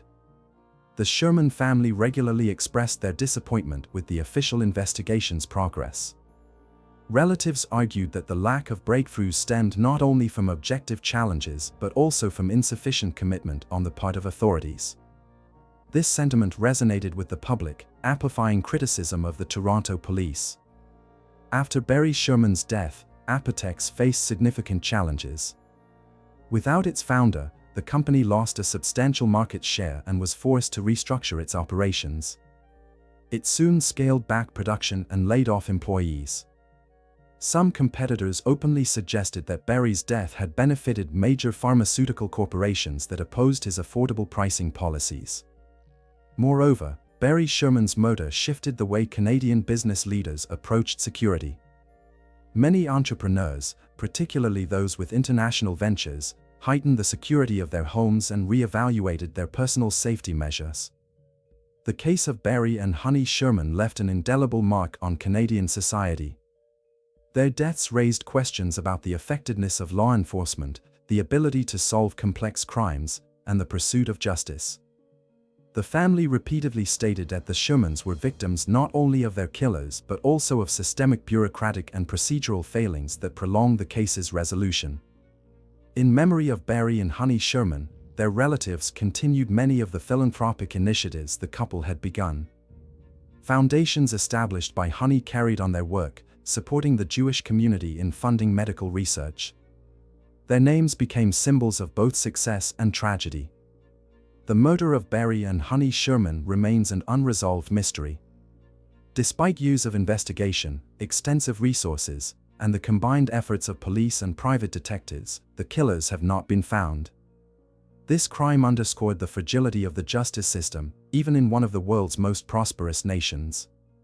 The memory of Barry and Honey Sherman endures not only through their accomplishments but also through the unanswered questions surrounding their deaths. Who committed this brutal crime, and why? Will the authorities ever shed light on the circumstances of their demise? These lingering questions continue to haunt Canadian society, casting doubt on the system's ability to protect its citizens, regardless of their status or prominence.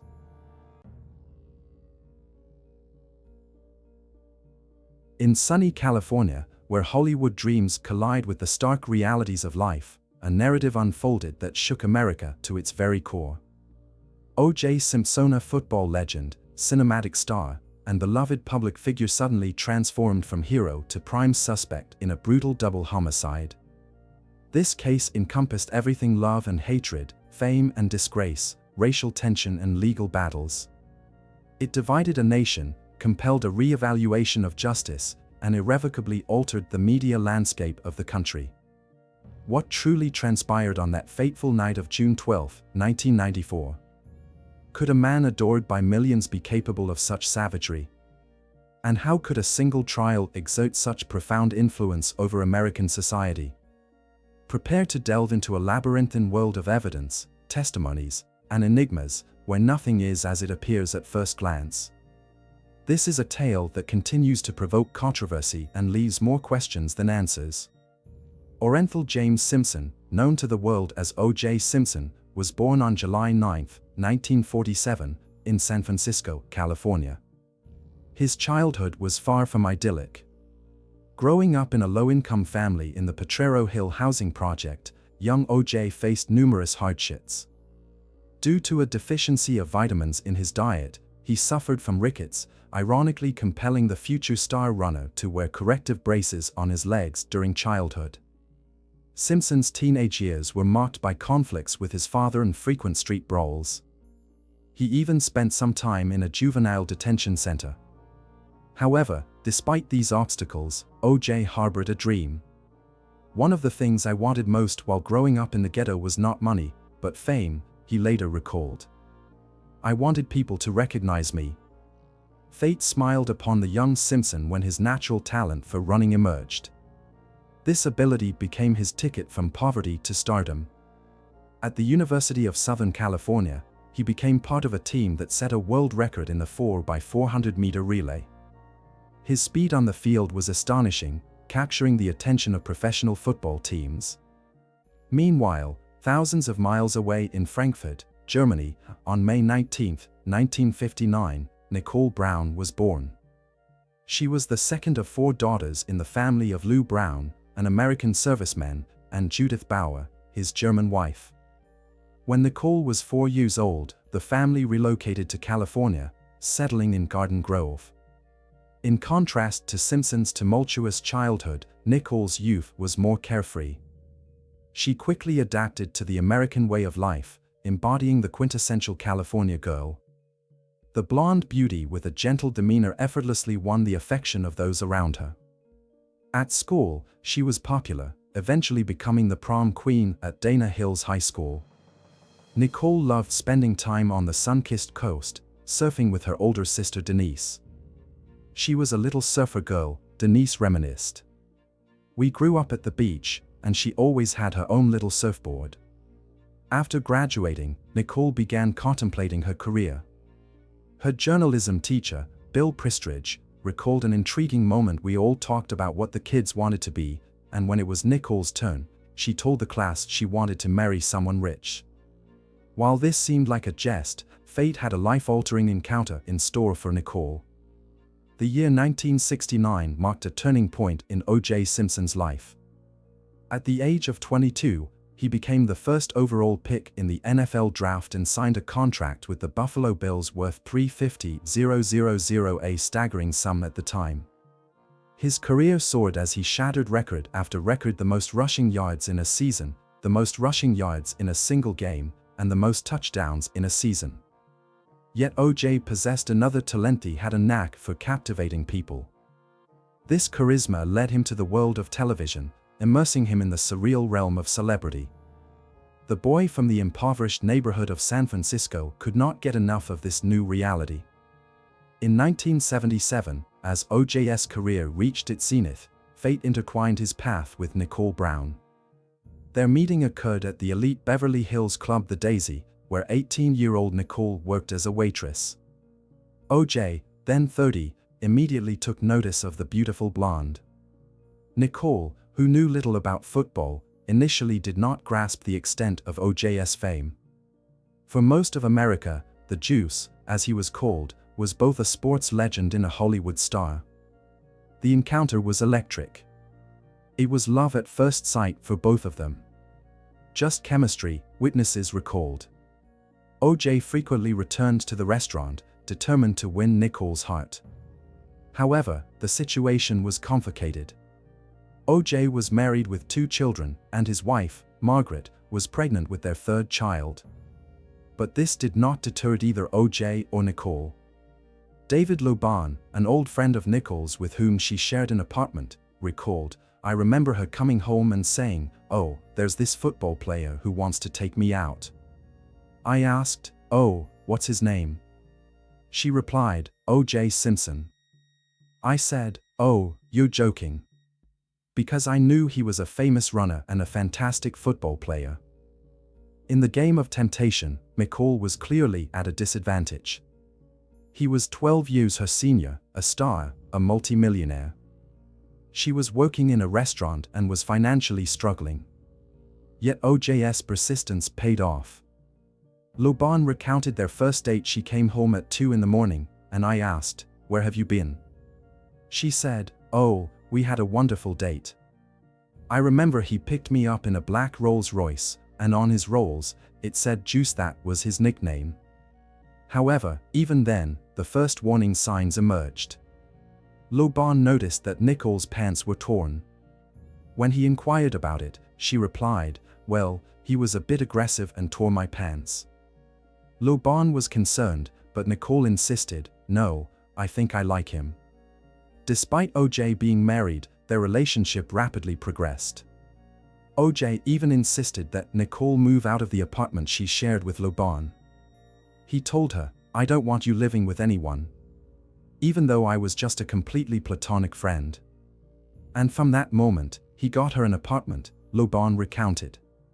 Thus began a love story that would later transform into one of the most discussed tragedies in the annals of American justice. After 3 years of dating Nicole, O.J. Simpson finally divorced his first wife, Margaret. In February 1985, he married Nicole in a lavish ceremony at his Rockingham estate. David Loban recalled, "We were invited, and it was wonderful. I took tons of wedding photos, and it was simply stunning. What a celebration." The couple settled into the Rockingham mansion, and by 1988, they welcomed 2-child daughter, Sydney, and a son, Justin. Externally, they appeared to be the perfect couple. O.J., the football legend, loved to be seen in public with the stunning Nicole by his side. For Nicole, it was the embodiment of a Hollywood dream, and she quickly adapted to her new lifestyle. A family friend remarked, she enjoyed attending charity events, mingling with all these stars and wealthy individuals. But she didn't become one of those celebrity wives who just wanted to be in the spotlight. She wasn't that kind of girl. By 1988, they owned a $5 million mansion surrounded by Hollywood's elite, an apartment in New York City, a $2 million beachfront home in Laguna Beach, and, of course, their respective Ferraris. Life was filled with endless vacations, often accompanied by Nicole's sisters. Yet behind the facade of a perfect marriage lay a fatal flaw. J's explosive temper. Tormented by jealousy, the football legend frequently succumbed to fits of rage. However, Nicole was headstrong and stood her ground. Nicole was feisty. She could just push his buttons, and he could explode, a family friend recalled. Unsure of what to do, Nicole sought the counsel of therapist Dr. Susan Forward. Nicole was a very complex woman. The situation was very complicated. When you're married to a superstar who earns a fortune and lives a glamorous lifestyle, the perks were such that she saw no reason to leave, Dr. Forward explained. Long before her marriage, Nicole encountered the dark side of O.J. During an argument, he shattered the windshield of their Mercedes. "As a football player, I think there was still some violence within him," commented a family friend. The cycle of violence became a norm. There is a period of calm. The woman thinks perhaps he is changed. Something happens, she says something, she does something, and he disapproves. It doesn't take much to provoke his rage, and the next thing you see is him expressing that fury through beating. Then he engages in what I call false repentance. I love you, don't leave me, I can't live without you, it will never happen again, I swear. And she believes him, and then it all starts over, explained Dr. Forward. Despite OJ's denials of these facts, the prosecution had grounds to believe that the couple indeed experienced conflicts involving physical violence. Shortly before her demise, Nicole confided in a friend that she feared for her life and well-being, as Simpson periodically lost control. The first serious incident that drew the attention of law enforcement occurred on New Year's Eve in 1989. OJ and Nicole's marriage had already lasted 4 years when the situation reached a new, violent peak. Responding to yet another domestic violence call, the police arrived at the Simpson mansion. They rang the doorbell, but the housekeeper refused to let them in. Meanwhile, Nicole emerged from the bushes, partially undressed, screaming to the officers that Simpson was trying to kill her. "I am in the business of changing people, and I do it quite well," OJ would later say. "But let me tell you, any abuser has a conscience like Swiss cheese, you know, with big holes in it. And as a result, there is no moral compass." David Loban recalled, "I remember hearing on the news that he had been arrested and that she had forced him to be arrested at the house. I was just so upset. I think that was really the first time I understood that, you know, you have to be careful. I mean, he is a violent man, and so on." O.J. Simpson was charged with assaulting Nicole, and he did not contest the charge. He was mandated to undergo psychological counseling. "Oh, it was a joke," Dr. Forward later commented. "Some friend of theirs had a few phone sessions with him, and I think it might have been just 2 or 3. With each police call, O.J. Simpson left a wide trail of circumstantial evidence, all pointing to an unpredictable and brutal individual. The pattern was always the same: Nicole always forgave him, and O.J. always repeated the cycle. One of Nicole's friends recalled, "I didn't even know what domestic violence was until all of this happened. You see, they keep it deeply secret. So when this whole story unfolded, I was in shock." O.J. employed various methods of intimidation. He had a collection of knives, and when he learned that this was one of her fears, he used it against her, one of Nicole's close friends recounted. "My wife told me that Nicole spoke about being afraid, worried that O.J. said he was going to cut her into pieces." Finally, in 1992, after 7 years of marriage, Nicole had had enough and filed for divorce from O.J. Simpson. It was New Year's Eve 1992, and they were at Spargo's restaurant. Nicole told her friend, "Come on, let's go to the restaurant. I'm filing for divorce tonight." But this did not put an end to the violence. On October 25, 1993, less than a year before her death, OJ's rage was finally captured on tape when Nicole called 911. The recording captured her screaming, "O.J. Simpson! O.J. Simpson!" When the dispatcher asked, "Is he threatening you?" Nicole replied, "I'm going crazy. He's going to beat me to death." Just 5 days before her murder, a shelter worker received a call from a woman who identified herself only as Nicole. She reported that the woman was in mortal danger. Still under the influence of the cycle of violence, Nicole continued to see O.J. Simpson even after the divorce. But now, informed about the legal system, she kept photographs of her bruises and injuries in a safety deposit box.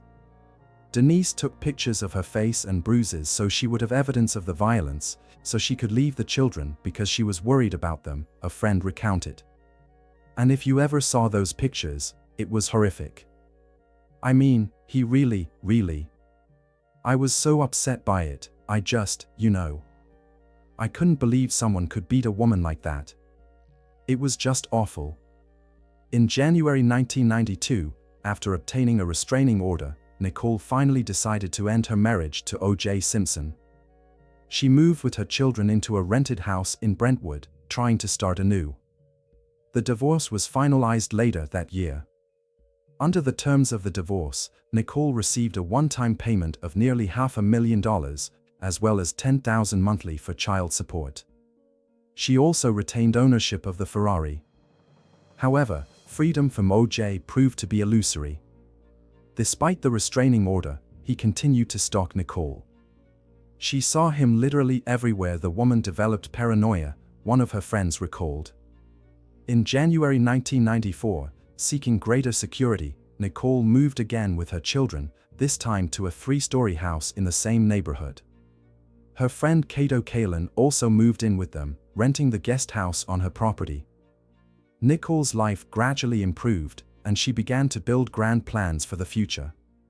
She opened a small interior decorating business, with clients including her ex-husband and his friends. Nicole was a caring mother, managing without nannies, organizing activities for her children, and hosting cozy family gatherings. Meanwhile, OJ began a relationship with Christy Prody, who was a brunette at the time of their meeting. Later, Christy confessed that OJ was obsessed with Nicole and compelled her to change her appearance. She dyed her hair blonde and attempted to dress like Nicole at his behest. They later separated due to OJ's legal troubles, but he also stalked Christy, and she feared him because he did not know how to let people go. Not long before the tragic events, Nicole met and began actively socializing with Ronald Goldman, a 25-year-old waiter at her favorite restaurant, Mezzaluna. They had known each other for a month and a half before her death and were friends who jogged together, drank coffee, and rode in her Ferrari. Some believed they were romantically involved, but there was no official confirmation of this. OJ seemed unconcerned about Nicole's new relationship. According to friends, he had more women than he could ever handle. However, his obsession with controlling Nicole did not diminish. During this period, the tension between the former couple continued to escalate. OJ threatened to report Nicole to the IRS for undisclosed real estate sales. This would force Nicole to vacate her current home to avoid a hefty tax bill. Despite all these troubles, Nicole tried to maintain a positive outlook and build plans for the future. She often spent time with her sisters and friends, attempting to enjoy her newfound freedom. However, the shadow of her past with OJ continued to loom over her, creating an atmosphere of fear and uncertainty that, unfortunately, would prove prophetic. June 12, 1994, marked the last day of Nicole Brown Simpson and Ron Goldman's lives. The day began ordinarily at 6:30 a.m. Nicole, a fervent fitness enthusiast, set out for her usual morning run. Well, it's fashionable in California. You have to look good, you have to be in shape. Yes, she ran about 9 miles a day, her sister Tanya recalled. Meanwhile, less than 10 miles away, at the Riviera Country Club, her ex-husband O.J. Simpson was also engaged in morning exercises, playing golf with his Hollywood friends.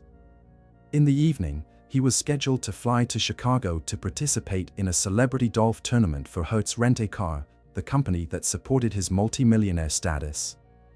At 4:30 p.m., Nicole attended her daughter Sydney's dance recital at Paul Revere School. OJ was also present, sitting behind the Brown family.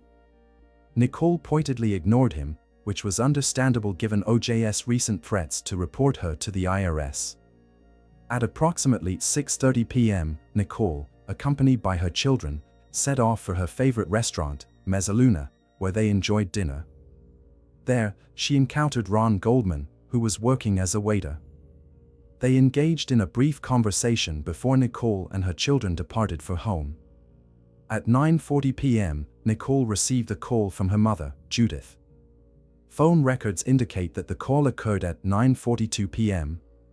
Judith called Nicole and said, "Hey, I think I lost my glasses at the restaurant. Could you check if you can retrieve them?" Detective Tom Lang, who later led the murder investigation, recounted. This seemingly trivial event would prove to be fateful. Nicole called Mezzaluna, where Ron Goldman informed her that the glasses had been found. "I'm a friend of Nicole's. I know where she lives.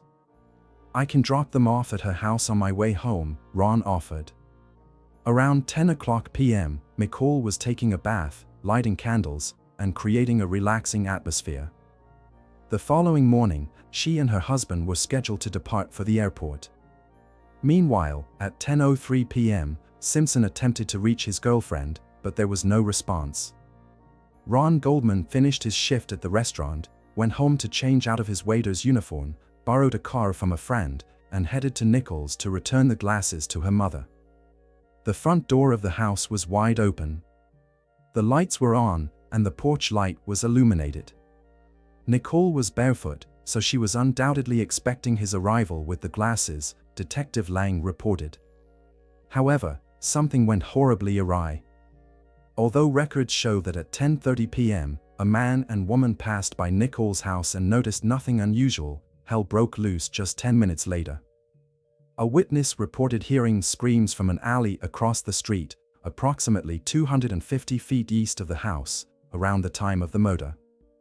Ron Goldman and Nicole Brown Simpson were brutally attacked by an unknown assailant or assailants. Both victims lay dead in a pool of blood before the house, stabbed to death. At 11:45 p.m. on June 12, 1994, Nicole's neighbors stumbled upon a horrifying scene. Nicole's Akita dog, agitated and with blood on its paws, was running down the street. The dog ultimately led the neighbors to the mangled bodies of Ron Goldman and Nicole Brown Simpson, who had already been dead for over an hour.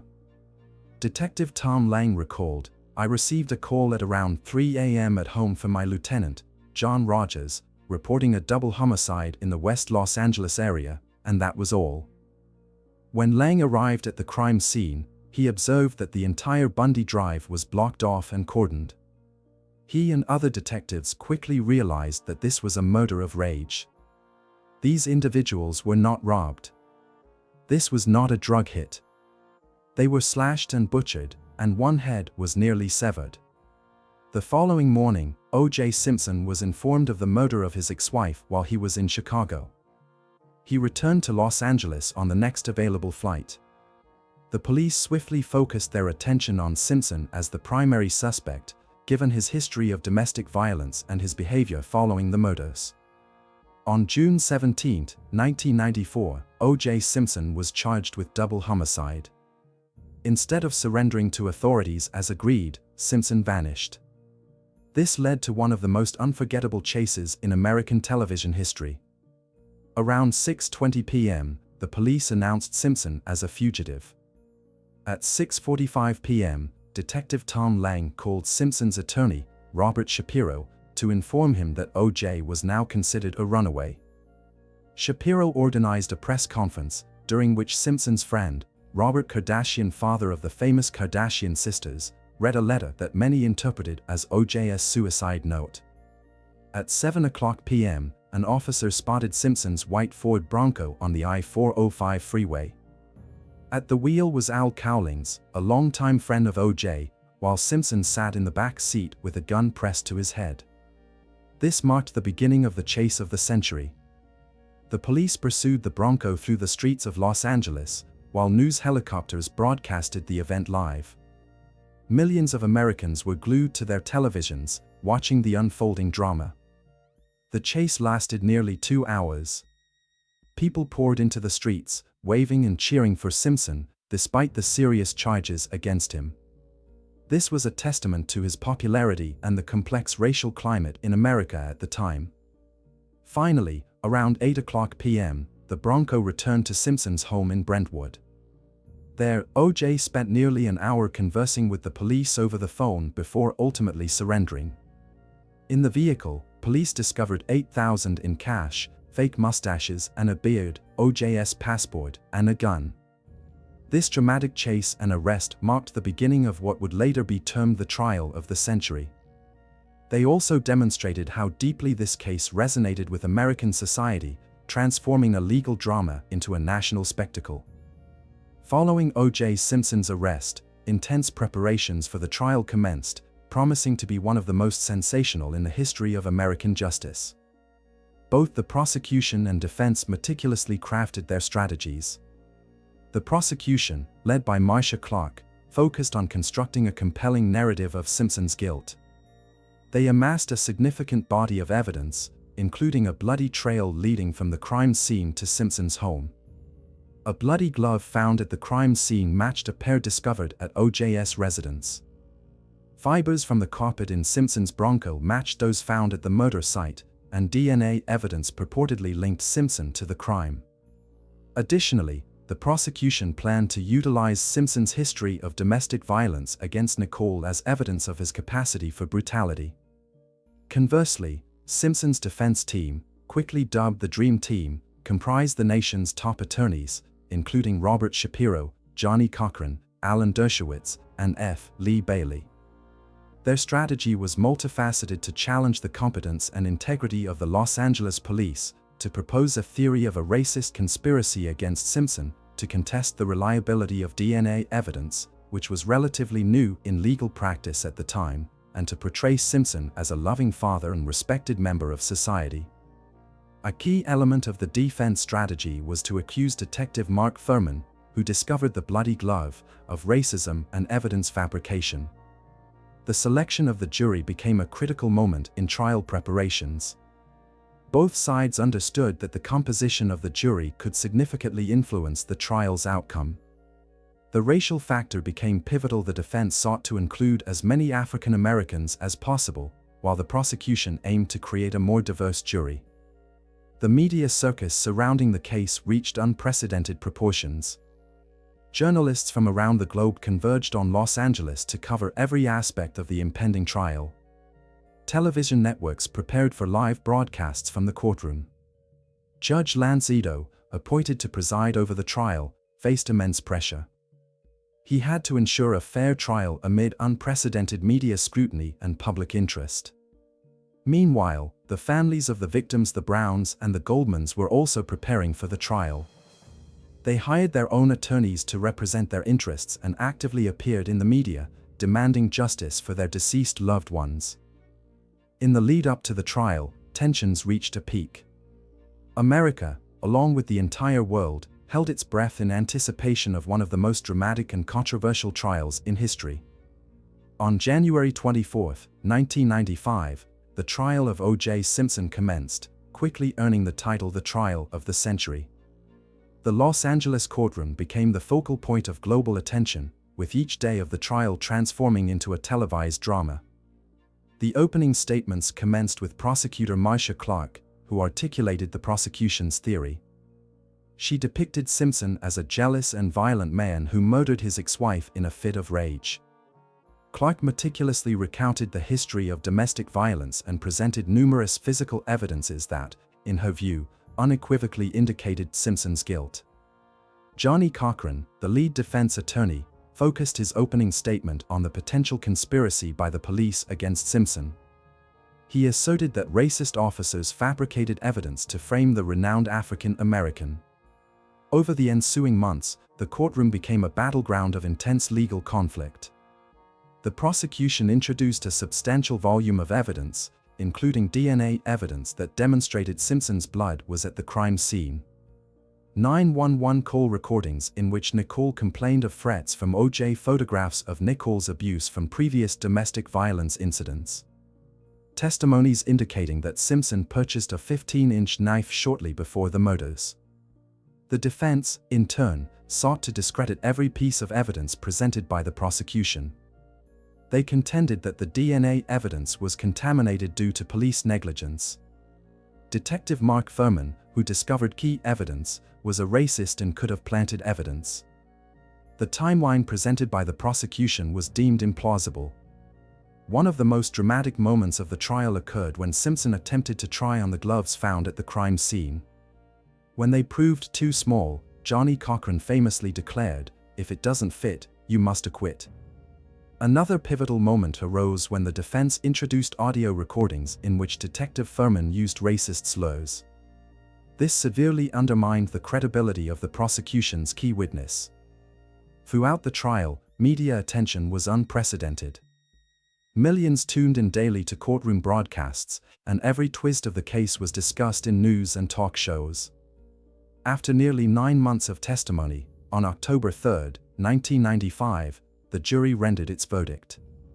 Within mere hours, they reached a decision. O.J. Simpson was found not guilty on both counts of murder. The announcement of the verdict was broadcast live, watched by over 100 million Americans.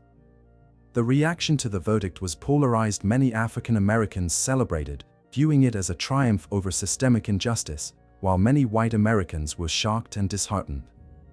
This verdict marked the culmination of one of the most controversial and discussed trials in American history, leaving a profound impact on the legal system and the public consciousness of the United States.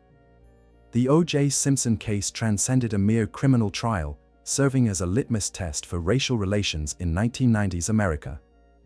The racial dimension of the case deeply influenced the trial's proceedings, the strategies of both sides, and the public perception of the trial. From the outset, Simpson and his defense team emphasized the racial aspect of the case. O.J. claimed to represent not only his interests but also those of the entire African American community of Los Angeles. This was particularly relevant in the context of recent racial unrest in the city following the police beating of Rodney King. Johnny Cochran, Simpson's lead attorney, skillfully wielded the race card. He framed the case as an example of systemic racism within law enforcement, asserting that the Los Angeles police sought to frame a successful black man. A key moment came with the revelation of Detective Mark Fuhrman's racist remarks.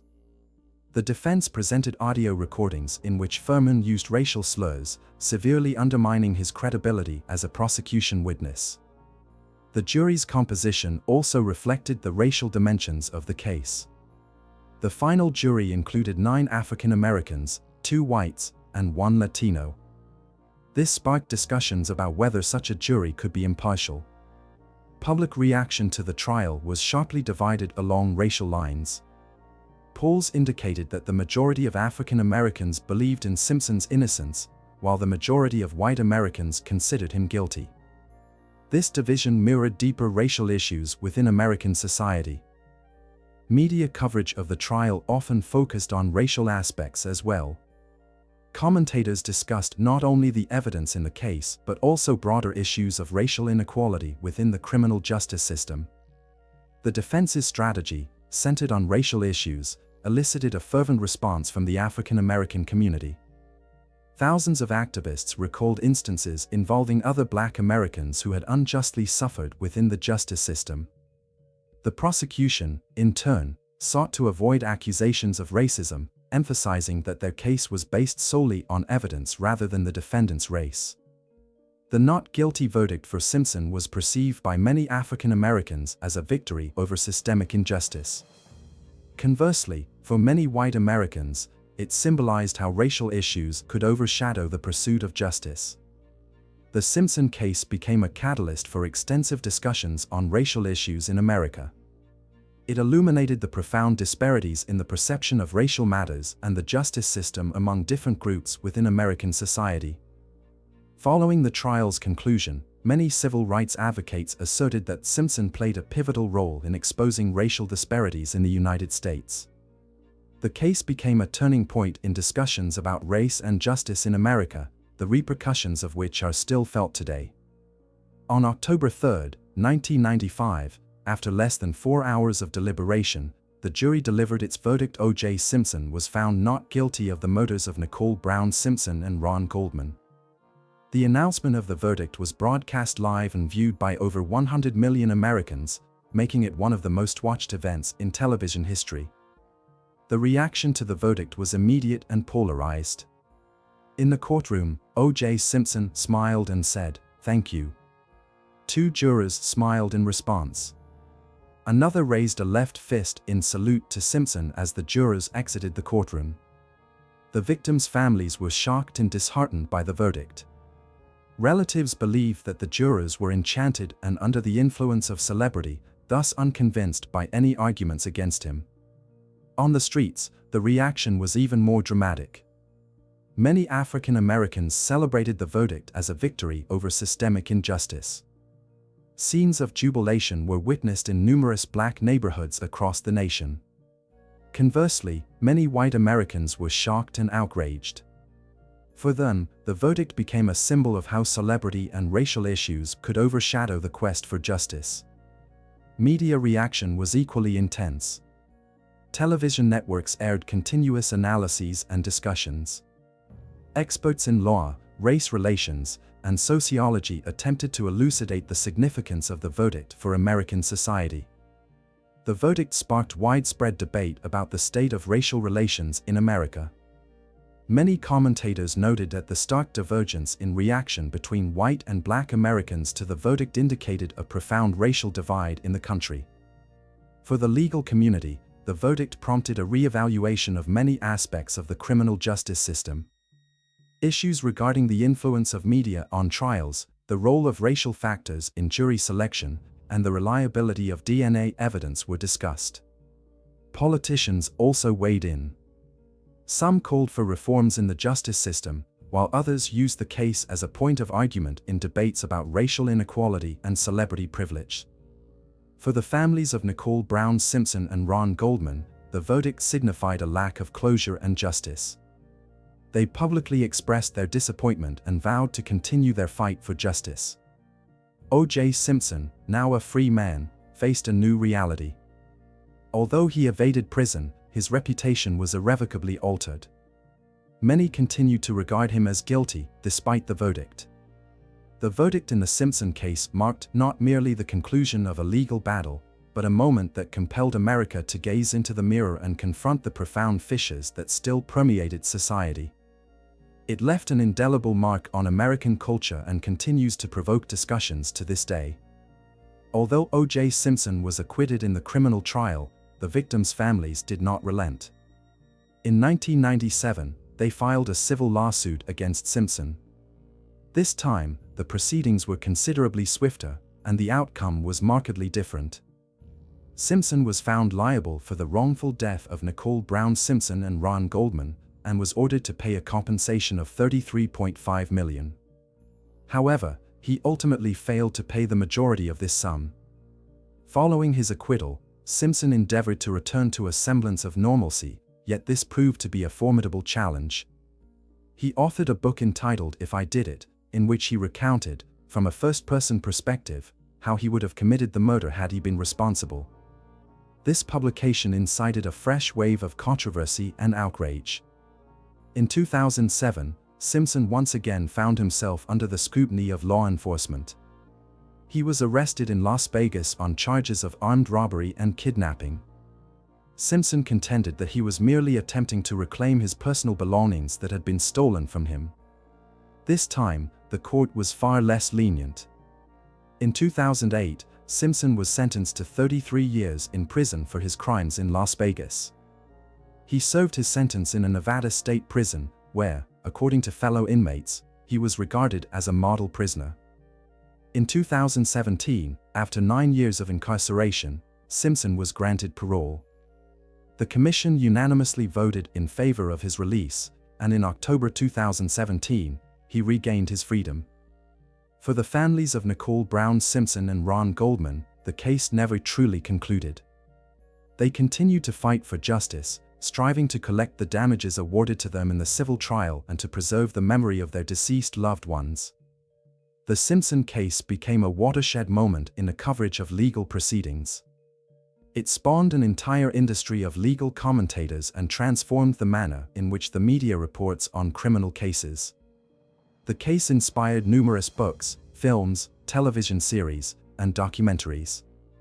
It became an integral part of American pop culture, frequently referenced in various contexts. Despite the conclusion of the trials, many questions remained unanswered. New theories and investigations emerged, including speculations regarding the involvement of other individuals in the murders. The Simpson case had a lasting impact on the U.S. legal system, altering approaches to jury selection, the use of DNA evidence, and the media's portrayal of legal proceedings. It also became a significant milestone in the discourse surrounding racial issues in America. After his release, Simpson settled in Las Vegas, where he led a relatively quiet life. He actively engaged with social media, often commenting on current events. On April 10, 2024, O.J. Simpson passed away from cancer, leaving behind a legacy as one of the most controversial figures in American history. The O.J. Simpson case irrevocably transformed American society, the legal system, and the media landscape. It remains a poignant example of how celebrity, race, and justice can intertwine, creating a narrative that captivates the nation and continues to resonate decades later.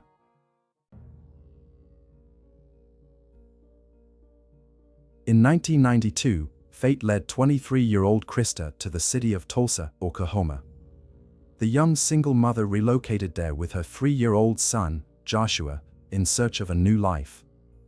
Almost immediately after the move, Krista secured a position as a leasing agent in a residential complex. It was there that she encountered a meeting that would alter the course of her life. Working in the same complex was 22-year-old Joe Kidd, an instructor at the local fitness center. The two young individuals quickly found common ground, and soon their professional relationship blossomed into a romantic one. Particularly significant for Krista was Joe's acceptance of her son as his own, fostering a genuine family atmosphere.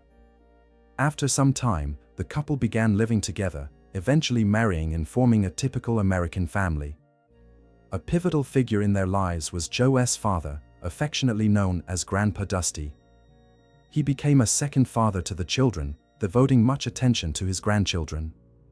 3 years into their life together, Krista became pregnant. On December 5, 1996, just a week before Krista's birthday and a month before Christmas, their daughter Lauren was born.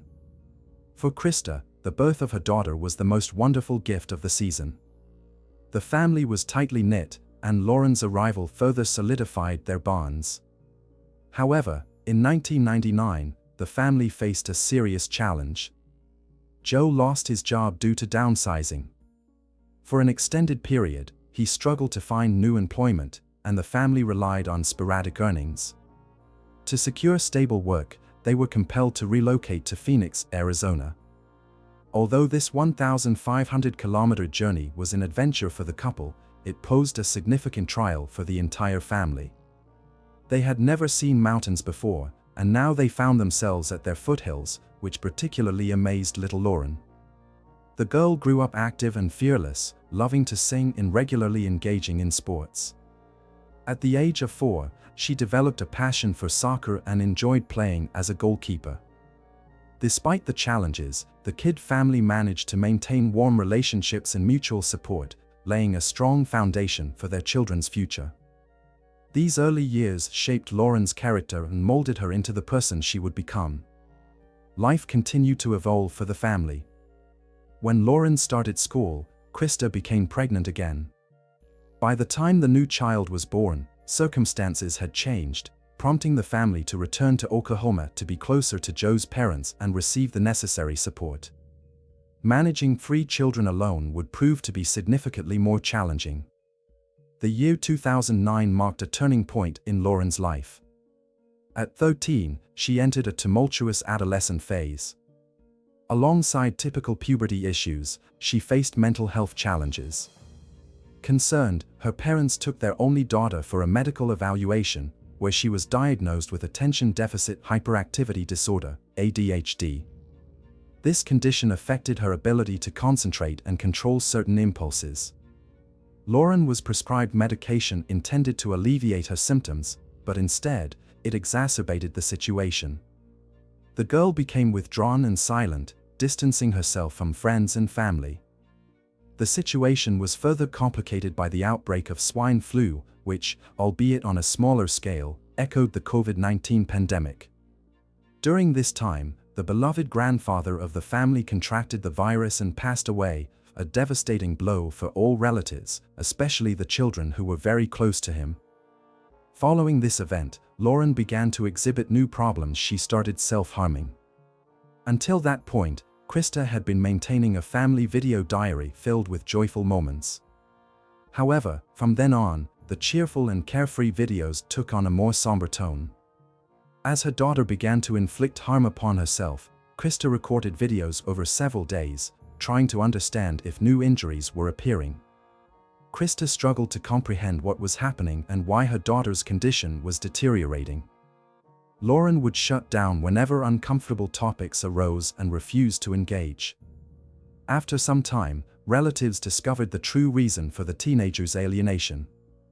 It turned out that Lauren had recently fallen in with a new group of friends. One day, she found herself alone with an unfamiliar peer who coerced her into sexual acts.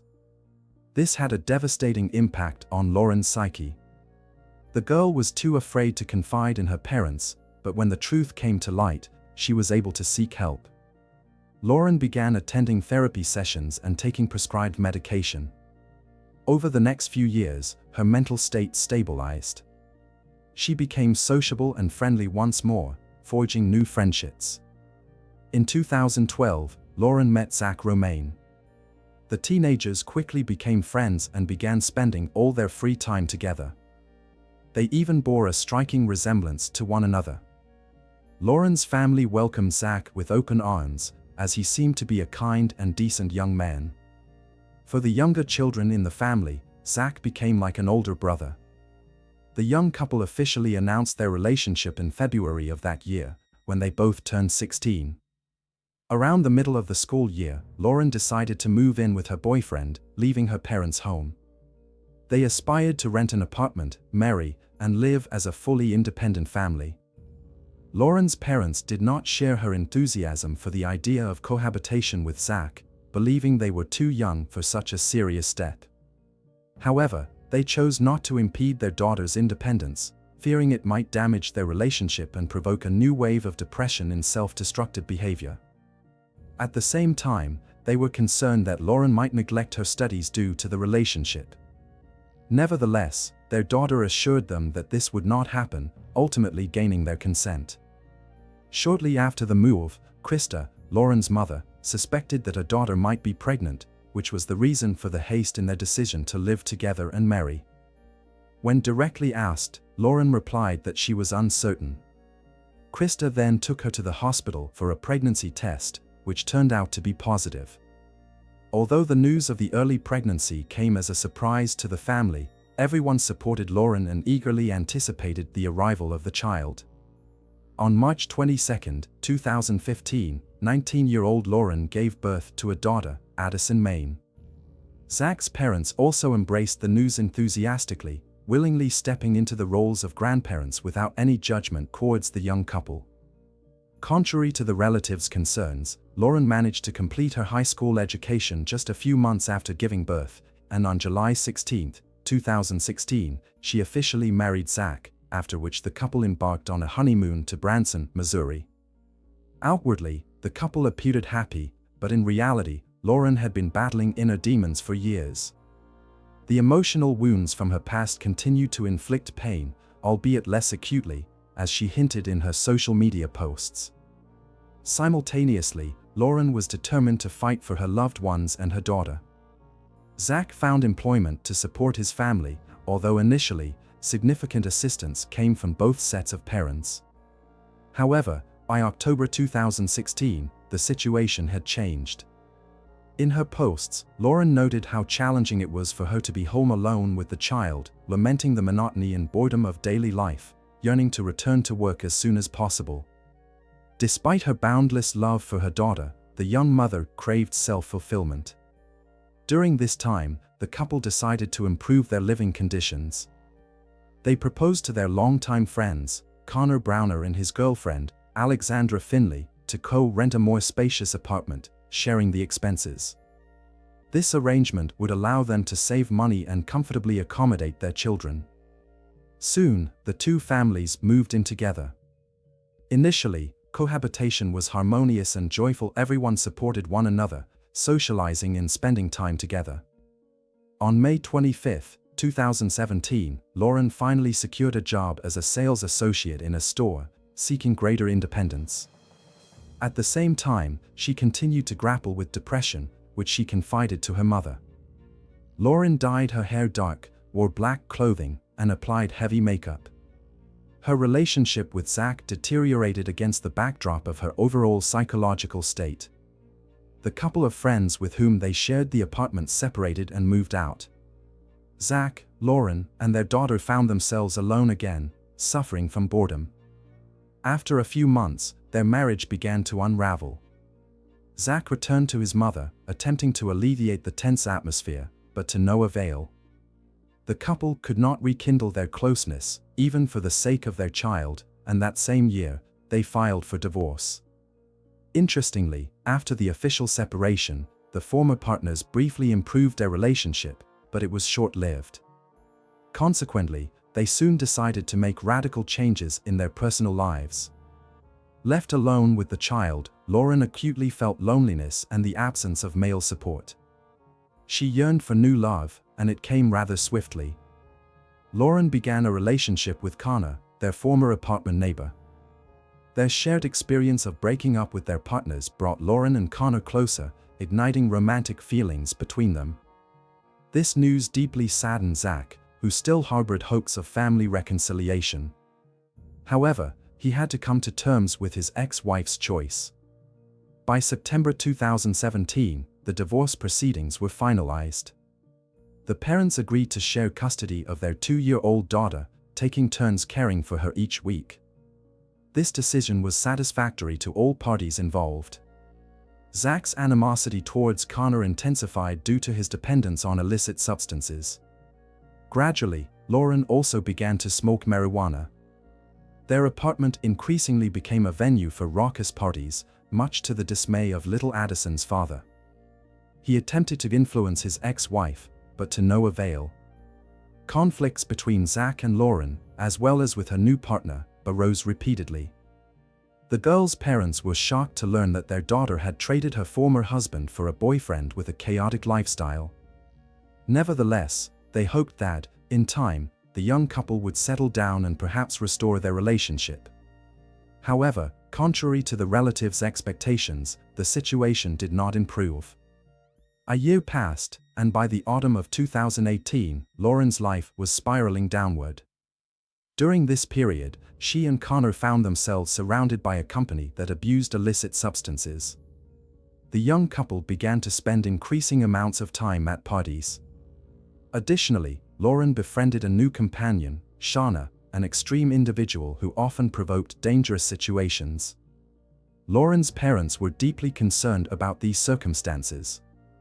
It was during this time that a new profile of Lauren appeared on social media under the name of one of her alter egos.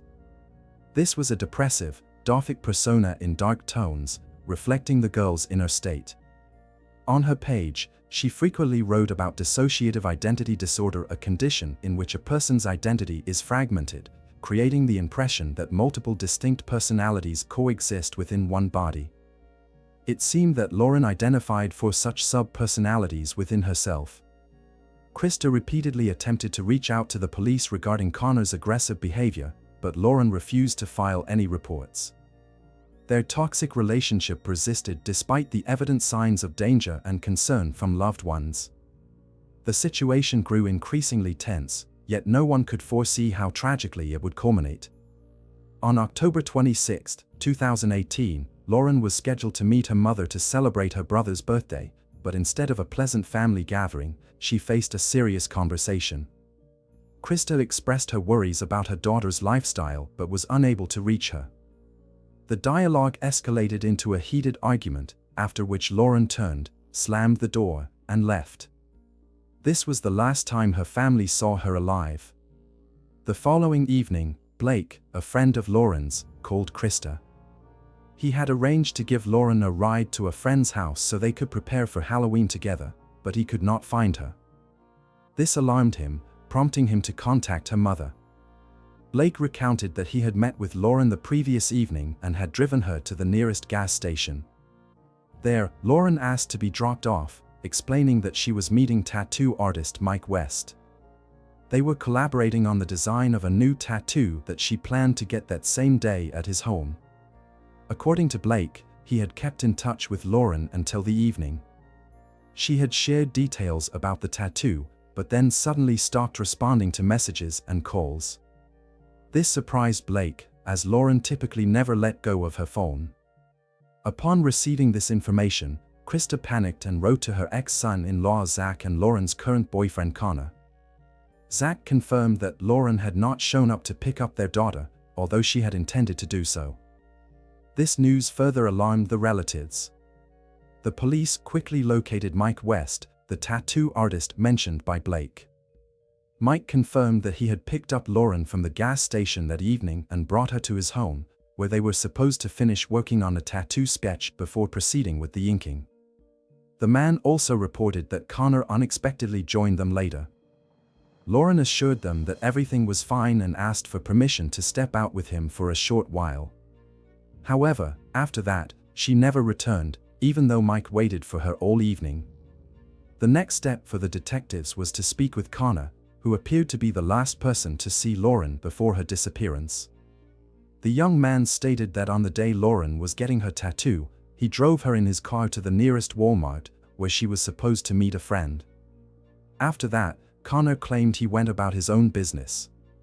According to him, Lauren promised to call as soon as she was free, but she never did. Investigators noticed some discrepancies in Connor's account regarding the exact timing of events that day. They decided to scrutinize his statements more closely to ascertain what had truly happened to Lauren near the supermarket. To this end, the police requested surveillance footage from Walmart. Meanwhile, detectives also spoke with the mother of the missing girl, Krista. The woman revealed that her daughter's relationship with Connor was quite toxic, and she had initially opposed their association altogether.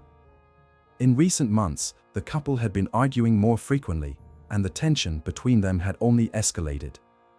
Krista also informed them that at the time of Lauren's disappearance, she and Connor had already broken up and were not together that day when he allegedly drove her to the supermarket.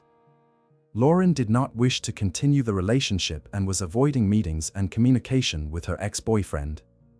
While reviewing the surveillance footage from the Walmart parking lot, the police were unable to spot Connor's vehicle. There was a possibility that he had simply parked in a blind spot, but Lauren was also nowhere to be seen inside the store.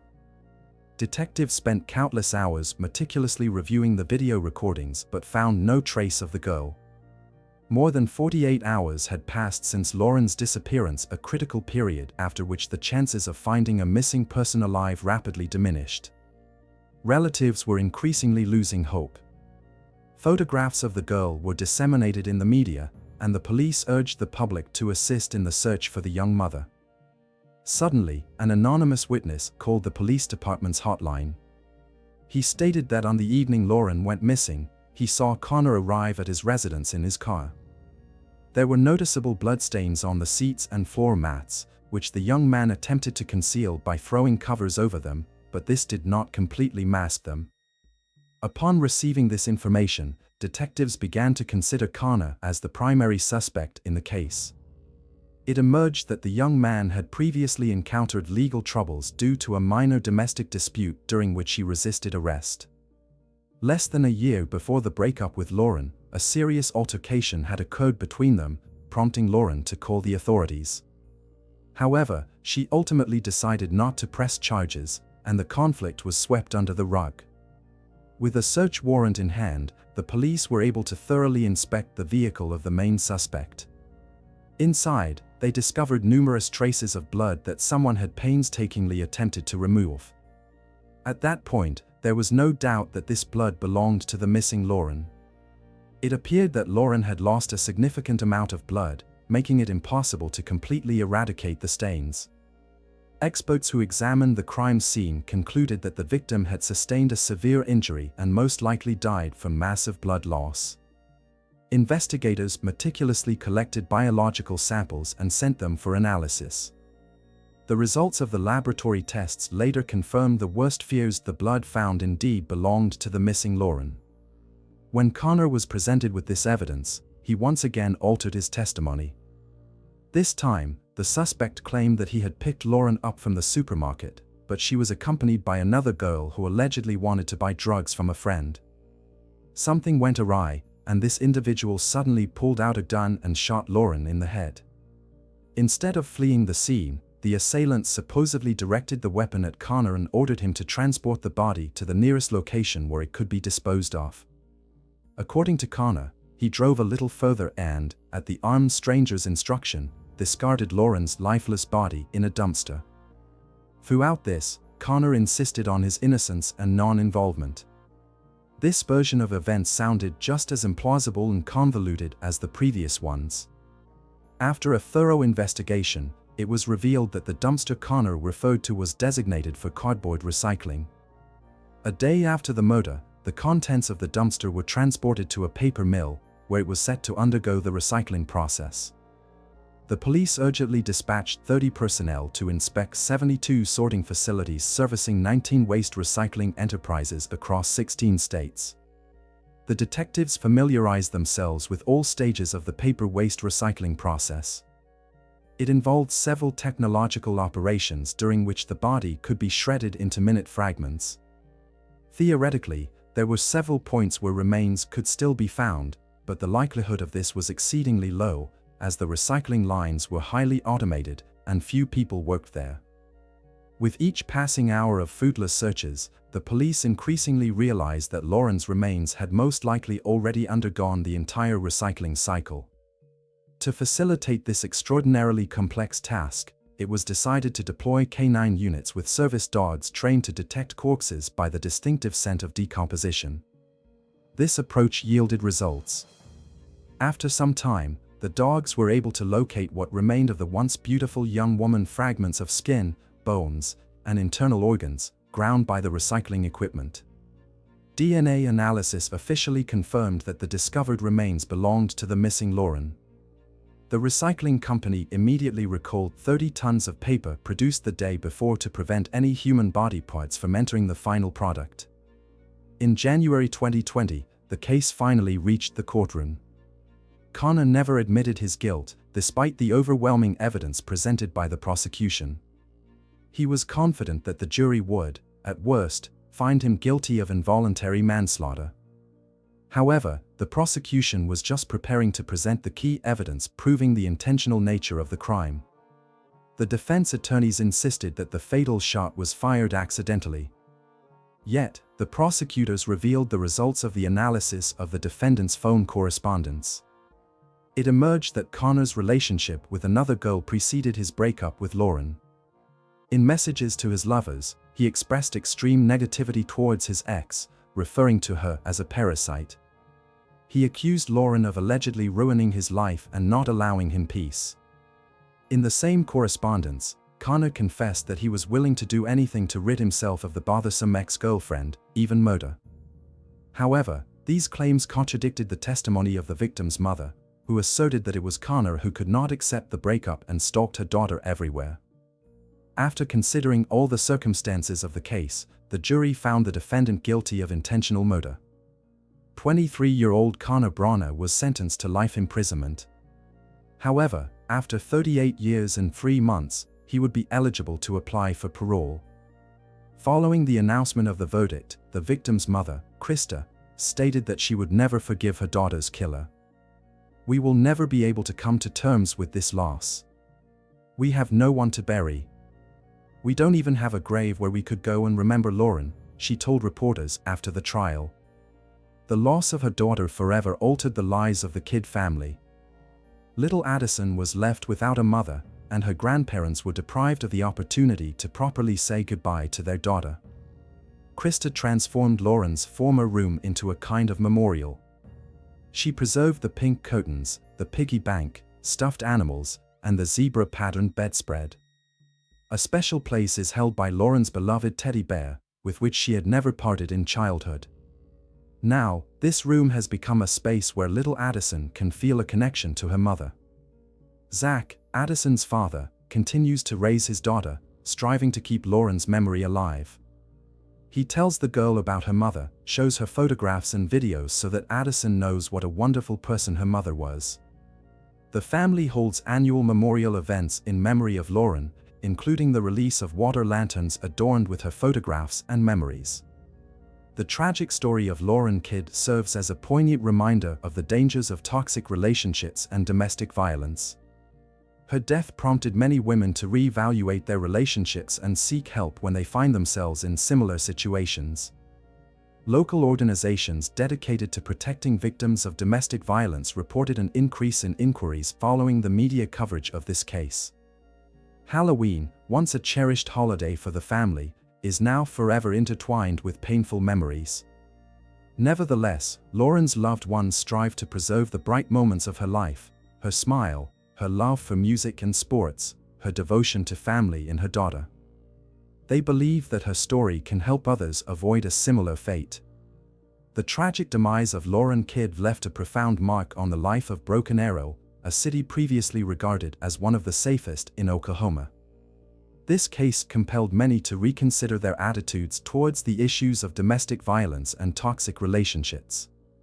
Today, several years after the tragedy, Connor Bronner is serving his sentence at the North Fork Correctional Facility in Beckham County, Oklahoma. His first opportunity to apply for parole will not arise until 2056. Addison, Lauren's daughter, is growing up under the care of her father Zach and her grandparents, the Kids. The girl, as her relatives say, increasingly resembles her mother not only in appearance but also in character. The family is doing everything possible to keep Lauren's memory alive for her daughter. In honor of Lauren, a charitable foundation has been established to assist victims of domestic violence. The organization provides psychological support, legal advice, and temporary shelter for women in dangerous relationships. Each year, the foundation organizes a memorial run, with proceeds going to aid the affected. Krista Kidd has become an active advocate for the rights of domestic violence victims. She regularly speaks at schools and colleges, sharing her daughter's story as a cautionary tale for young people. Her efforts have helped advance several legislative initiatives aimed at strengthening protections for victims of violence. Every year on December 5th, Lauren's birthday, her family and friends gather to honor her memory. They release lanterns into the sky, sing her favorite songs, and share memories of the girl whose life was tragically cut short. The story of Lauren Kidd stands as a powerful reminder of the importance of recognizing the early signs of toxic relationships and seeking help in a timely manner. Her death was not in vain. It has saved the lives of many other women who found the strength to escape dangerous relationships after hearing her story.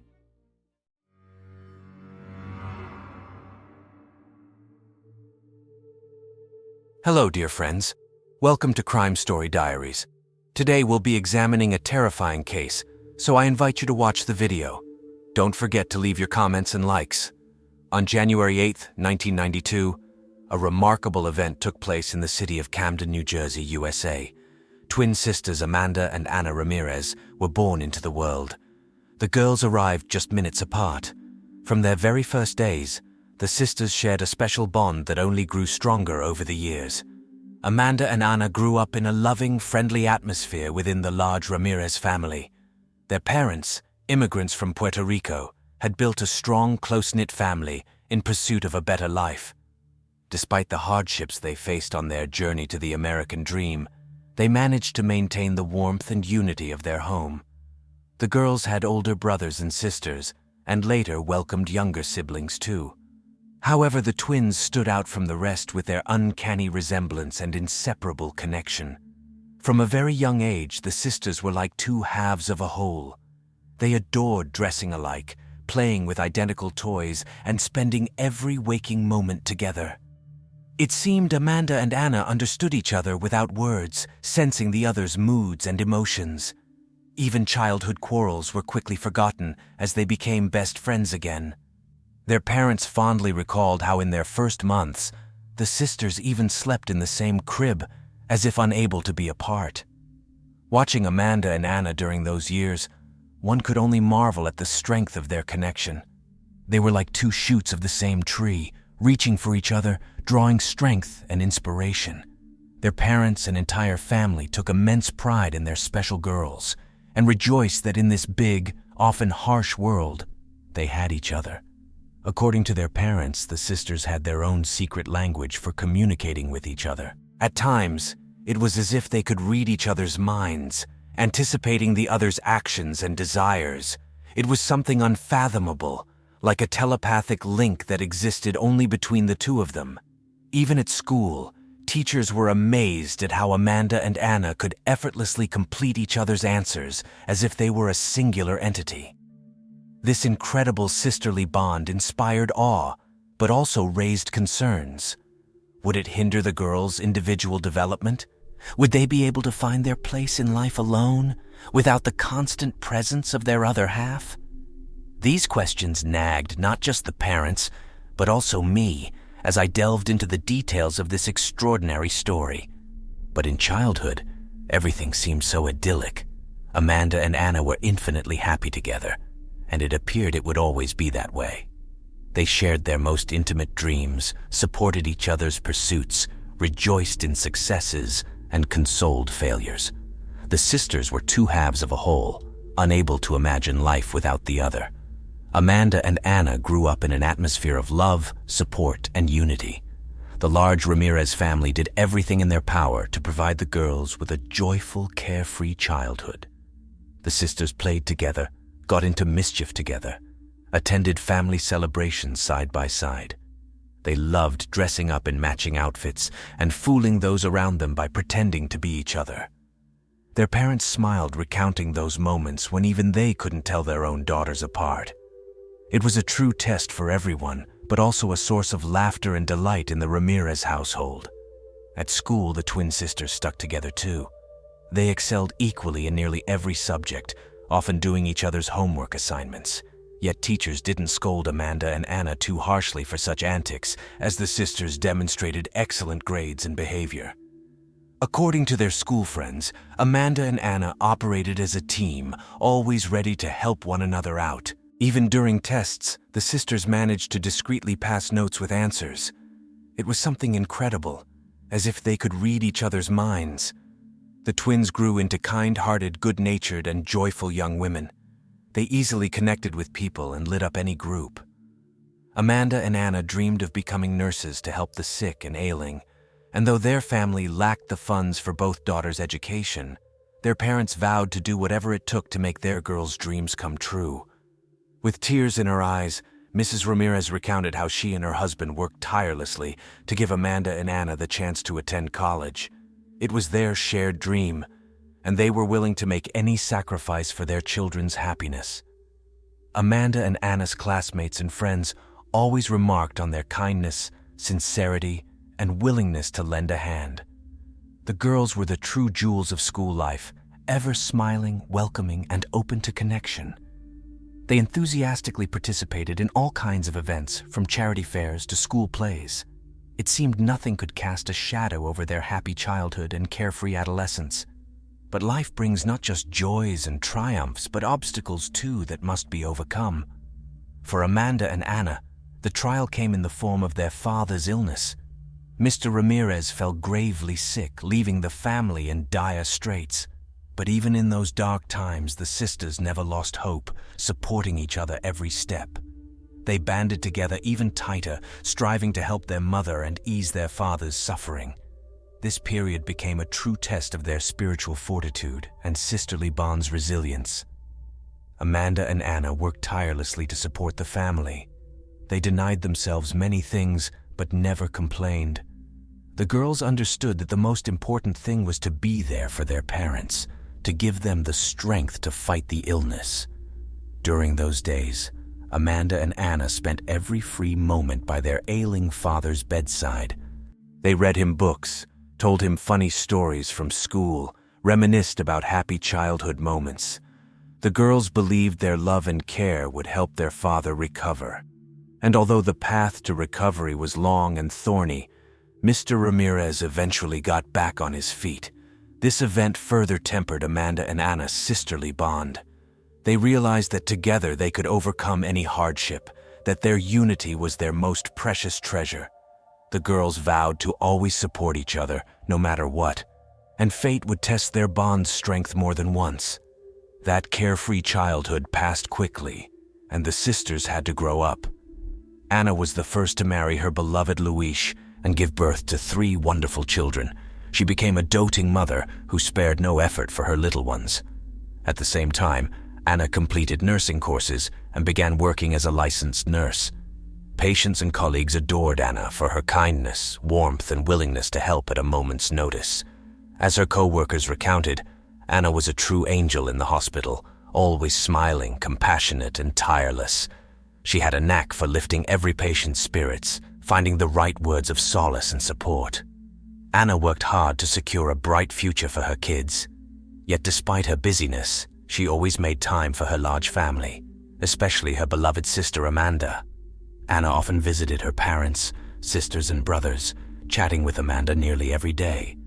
The girls could talk for hours on the phone, sharing experiences and supporting each other. Even distance and life's troubles couldn't weaken their special bond. It seemed to only grow stronger over the years, helping the sisters overcome any hardship.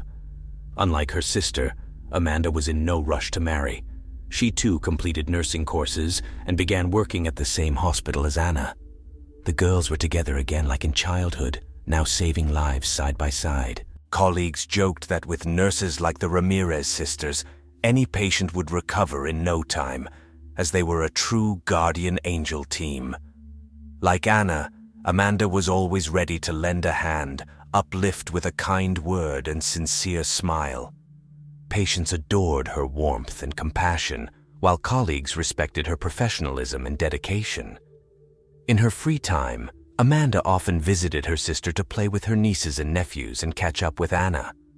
The sisters could spend hours in the kitchen over cups of coffee, reminiscing about childhood and discussing their girlhood dreams. They laughed until they cried, recounting hilarious tales from the past, and cried sharing each other's pains and disappointments. These moments of sisterly closeness were the most precious for them, for it was in those instances that they truly felt happy and needed by one another. Amanda, too, dreamed of getting married and having children, so she actively helped Anna care for her babies, gaining first-hand experience in motherhood. The first years of Anna's eldest daughter's life unfolded under the watchful eyes of her loving mother and doting Aunt Amanda. This allowed the sisters to bond even tighter and preserve their special connection.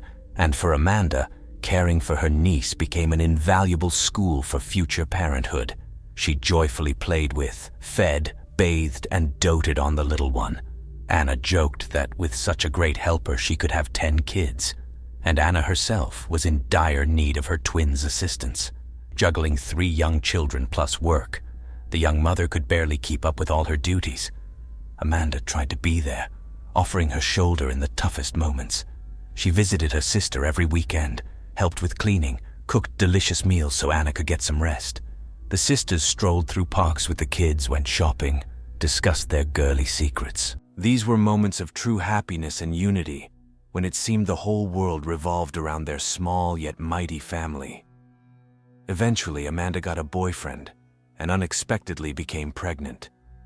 It was a real surprise for both sisters, but they knew they'd tackle any challenge together. Now it was Anna's turn to fully support her sister, sharing wisdom and advice. The girls jointly prepared for the arrival of Amanda's firstborn and their parents' first grandchild. They spent hours picking out baby items, setting up the nursery, dreaming of what he would be like. Amanda's pregnancy was not an easy one, with severe morning sickness and swelling, but Anna was always by her side, ready to help and encourage her sister. She drove Amanda to all her medical checkups, monitored her well-being, ensured she ate properly, and didn't overexert herself. Anna understood how crucial it was for Amanda to feel protected and needed during this difficult time, and then that long-awaited day finally arrived. Little Alex, Amanda's firstborn and Anna's nephew, entered the world. The sisters couldn't get enough of the tiny bundle who resembled them both so much. Together they cared for, bathed, and lulled the baby to sleep. Alex became yet another proof of their inseparable bond, one more thread tying their fates tightly together. Motherhood transformed Amanda, making her more responsible and wise. Now she understood her sister's anxieties and joys even better. The girls could spend hours discussing childhood antics, exchanging parenting tips, dreaming of their kids' futures. They knew their children would grow up just as close and loving as they were. Over the years, the children grew while Amanda and Anna's sisterly bond only strengthened further.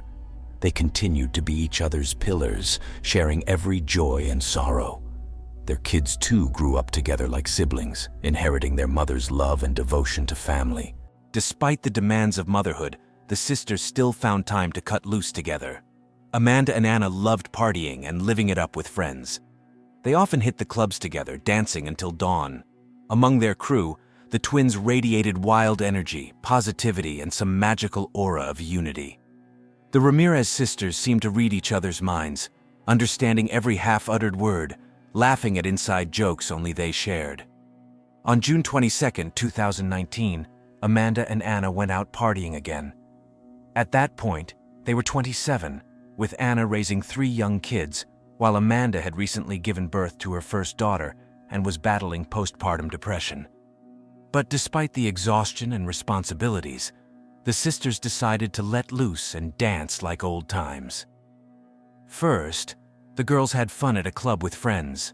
Around midnight, the group headed to their cousin's place. There, the sisters continued drinking, laughing, and snapping carefree selfies. In one photo posted to social media around 5 a.m., the beaming twins posed with drinks in hand, the caption reading they were feeling those positive vibrations. Little did anyone know then that this picture would become the sisters' final living image. Around 5:30 a.m., tragedy struck. It was at that moment that Anna suffered a deep stab wound to her chest and collapsed, bleeding onto the sidewalk outside her cousin's home. At 5:40, a frantic 911 call came in from Amanda. The terrified woman pleaded for help, screaming that her sister was injured and bleeding profusely. When medics and cops arrived, Anna was still breathing but soon lost consciousness from the trauma and blood loss. An ambulance rushed the victim to the nearest medical center. Doctors fought for nearly an hour to save Anna's life, but at 6:20 a.m., they pronounced her dead. The severe stab wound proved fatal.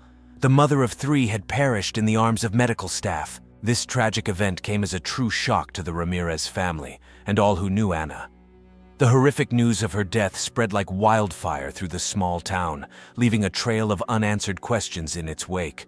No one could believe that this joyful, loving woman had left this world so young under such mysterious circumstances. For Amanda, losing her sister was the hardest blow of all. In an instant, she lost her closest kin whom she'd walked through life side by side with. The pain of this loss was unbearable. The realization that Anna was gone for good seeming like a waking nightmare to escape from. But the harsh reality was that Anna had truly passed, forever changing the lives of her loved ones. Now the Ramirez family would have to find a way to keep living without her, raise her children, remember her with love and sorrow. Anna's death left a whirlwind of questions unanswered.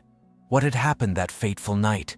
Who could have wished harm upon this kind-hearted woman? Was it an accident or intentional crime?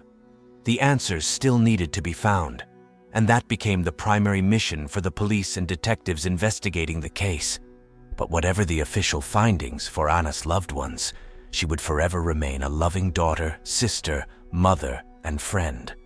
Her bright spirit would live on in their hearts, her memory providing warmth in the darkest hours. Amanda's behavior immediately raised many questions for the police. Her clothing was covered in stains of her dead sister's blood, while her hands bore fresh cuts characteristic of a struggle over a knife. Moreover, neighbors claimed to have heard a loud argument between the sisters, but no male voices. These details compelled investigators to pay special attention to Amanda and her possible involvement in the tragedy. At first, Amanda refused to let the officers into her cousin's apartment, insisting she had just accidentally cut herself. But the bloody footprints on the floor and blood-stained kitchen knife in the sink made detectives suspect a complex case of family violence. The woman was taken in for questioning, where she would have to explain her behavior and recount everything that happened that fateful night. During interrogation, Amanda acted strangely and ambiguously.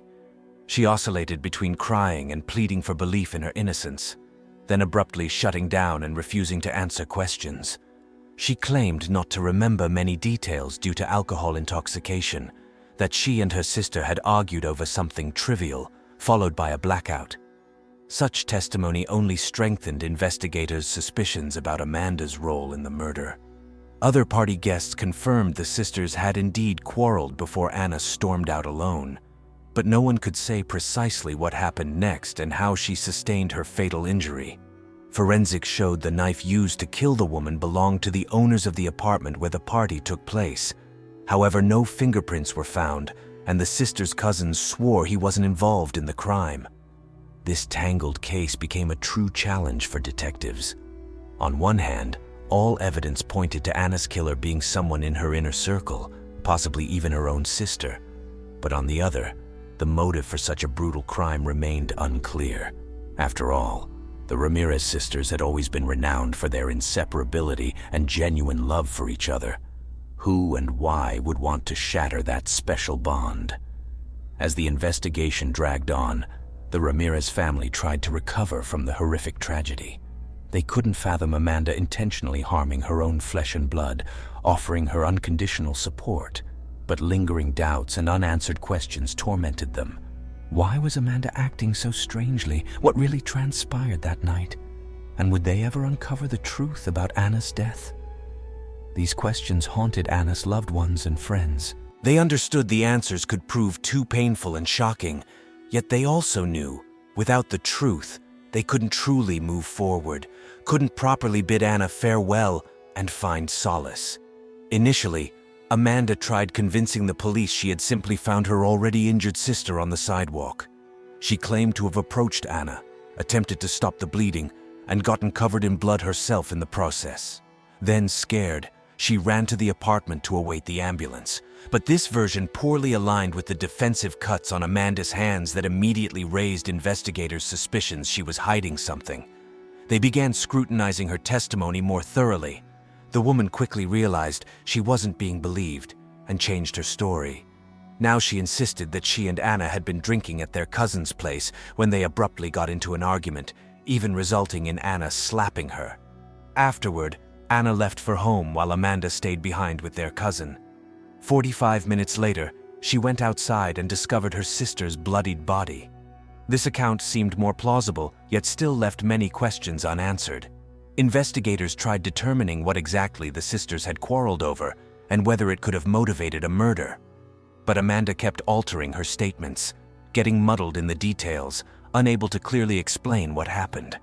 At times, she claimed not to remember the conflict's cause, then suddenly recalling minor insults that supposedly escalated into a physical fight. Such inconsistent, contradictory testimony only deepened detectives' suspicions about Amanda's involvement in the crime.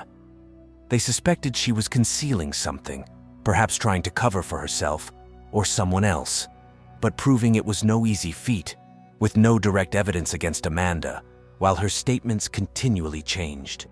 Interviewing other witnesses didn't clarify matters either. The sisters' cousin corroborated they had fought, but insisted on hearing and seeing nothing suspicious.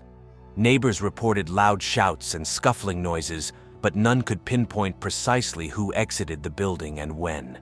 Investigators found themselves at a dead end.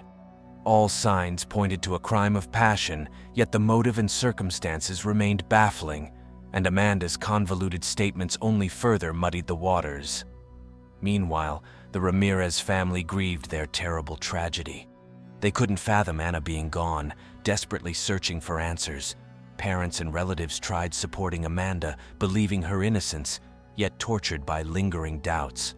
Why was she acting so strangely? What really happened that night? And would they ever uncover the truth? For Amanda, the situation became a true ordeal. She had to live daily with the burden of guilt and suspicion, respond to uncomfortable questions from detectives and kin, reliving that horrific moment she claimed to have discovered her sister's body again and again. And though the woman maintained her non-involvement, her own memories and feelings grew increasingly tangled, tormenting her every waking moment. Would Amanda be able to prove her innocence? Could the investigation unravel this complex knot of contradictory testimonies and find the real killer? And what price would the Ramirez family have to pay for the truth about Anna's death? Eventually, in September 2019, Amanda provided investigators with a final version of events, as much as she could recall. She claimed not to remember the reasons for arguing with her sister. She had drunk too much that night. She then recounted how after being slapped, something seemed to short-circuit in her head. She blacked out, only coming to while standing over bloodied Anna with a knife in hand. Terrified, Amanda tossed the knife in the sink and called an ambulance. The woman wept bitterly, begging to be believed that she hadn't wanted her little sister dead. Her testimony rang sincere, yet raised many questions and doubts for investigators. Detectives concluded Amanda was holding something back. It was doubtful a simple quarrel after 27 years of an ideal sisterly bond could escalate into such a bloody attack. Those mysterious lapses in memory also raised major skepticism. Police suspected Amanda had long harbored resentment towards her sister that came bursting out in a drunken rage with a knife. They began carefully examining the sister's past, searching for possible triggers for conflict. The fact that the woman had struck Anna with one precise blow to the heart indicated premeditated intent to kill, and her attempt to shift blame onto some abstract assailant only worsened the situation. The family denied any serious conflicts between the sisters. Their cousin corroborated the fight, but admitted not knowing what had provoked the argument between the twins. Without this key information, investigators knew unraveling the truth would prove difficult. The defensive cuts on Amanda's hands seemed to confirm her account of struggling over the knife. But if events unfolded as she claimed, why brandish a deadly weapon during a tiff with her sister in the first place? And why not immediately call an ambulance instead of returning to the apartment? These lingering questions tormented detectives, striving to reconstruct the night's fateful events. The probe had reached a dead end when suddenly an anonymous call came through to the police hotline. The unknown caller claimed Anna had been murdered by her own sister out of jealousy. This version was later corroborated by the victim's aunt, who alleged Amanda had been secretly carrying on an affair with Anna's husband, exploiting her uncanny resemblance to her twin. When Anna uncovered this liaison, she apparently accused her sister of treacherous betrayal in a heated rage. This bombshell information became a true sensation, compelling detectives to view the case from a new angle. The aunt insisted she had overheard Amanda boasting to a friend about her adulterous tryst with Anna's husband, mockingly adding how her dimwit sister remained oblivious. This theory could explain Amanda's strange behavior, adamantly denying the fight's trigger. If the woman had indeed seduced her brother-in-law, she likely wouldn't want to admit to such a shameful act. Investigators began scrutinizing interpersonal dynamics within the Ramirez family more closely, seeking confirmation of this scandalous hypothesis. However, all other relatives, friends, and especially Anna's husband unanimously dismissed rumors of a love triangle. They maintained the twins loved each other above all else, while Anna adored her Luis and would never have betrayed him. Suspicions of infidelity struck the kin as absurd and outrageous, completely inconsistent with the deceased's bright image. They couldn't fathom Amanda so treacherously deceiving her lifelong, inseparable sister. 19-year-old Monica, Amanda and Anna's younger sister, swore under oath that the twins simply couldn't have betrayed one another that way, bound by a profound spiritual connection. The girl testified that Anna had been dating Luis for years, while Amanda had her own longtime boyfriend, whom she had a daughter with and planned to marry. So there was no incentive for an affair with her brother-in-law, Monica insisted. Her testimony cast doubt on the love triangle theory, compelling a search for alternative motives. Monica shared that when police notified Amanda of her sister's death, she allegedly flew into hysterics. According to Monica, who was on the phone with Amanda in that moment, her sister wept so inconsolably and begged for belief that her tears clearly stemmed from genuine anguish, rather than a treacherous deceiver's feigned remorse. The family continued maintaining the police investigation files amounted to unfounded speculation and slander. They couldn't accept Amanda being capable of such a horrific crime. Investigators found themselves in a difficult position. On one hand, the jealousy-fueled love triangle seemed plausible, potentially explaining Amanda's bizarre conduct. But on the other, testimony from the sisters' loved ones directly contradicted this narrative. Plus, no hard evidence of an affair could be uncovered. An anonymous call and the aunt's hearsay provided far too flimsy a basis for premeditated murder charges. Meanwhile, Amanda's defense insisted on her innocence. Her attorneys argued all evidence against their client amounted to circumstantial contradictions. They urged the court not to fall for provocations and conjecture, but rely solely on facts and common sense. The defenders stressed that Amanda and Anna were not just sisters, but best friends who would never betray each other. The case garnered increasing publicity, drawing intense public and media scrutiny. Public opinion diverged. Some believed in Amanda's innocence and sympathized with the Ramirez family's plight, while others remained convinced of her guilt, demanding harsh punishment. This trial became a true ordeal for all participants, especially Amanda, fighting not just for her freedom, but to preserve her sister's honor and good name. In September 2019, Amanda entered into a plea deal with prosecutors.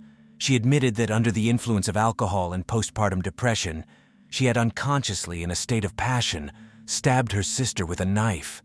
The woman insisted she harbored no malicious intent and bitterly regretted her actions, having essentially ruined 2 lives, her own and her beloved sister's. Her confession came as a shock to all who had followed this high-profile case. During the trial, Amanda wept bitterly, begging God and everyone present for forgiveness, calling herself the vilest creature while pleading for a chance to atone. She stated she would now carry the cross of remorse and the pain of irreparable loss until the end of her days. The court sentence paled in comparison to the eternal pangs of conscience she claimed. Her words moved those in the courtroom, yet could not bring the deceased Anna back.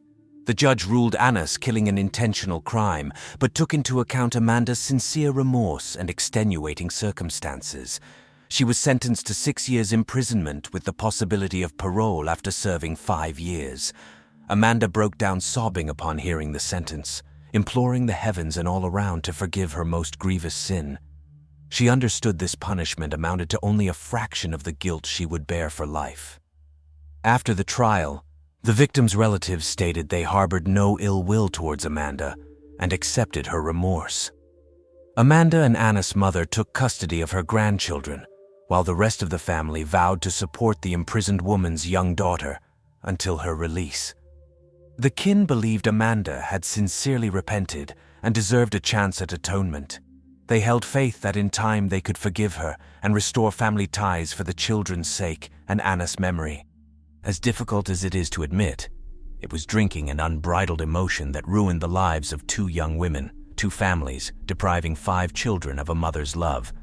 And the core mystery, what truly sparked that fatal burst of rage, continues to be debated by police, attorneys, journalists to this day.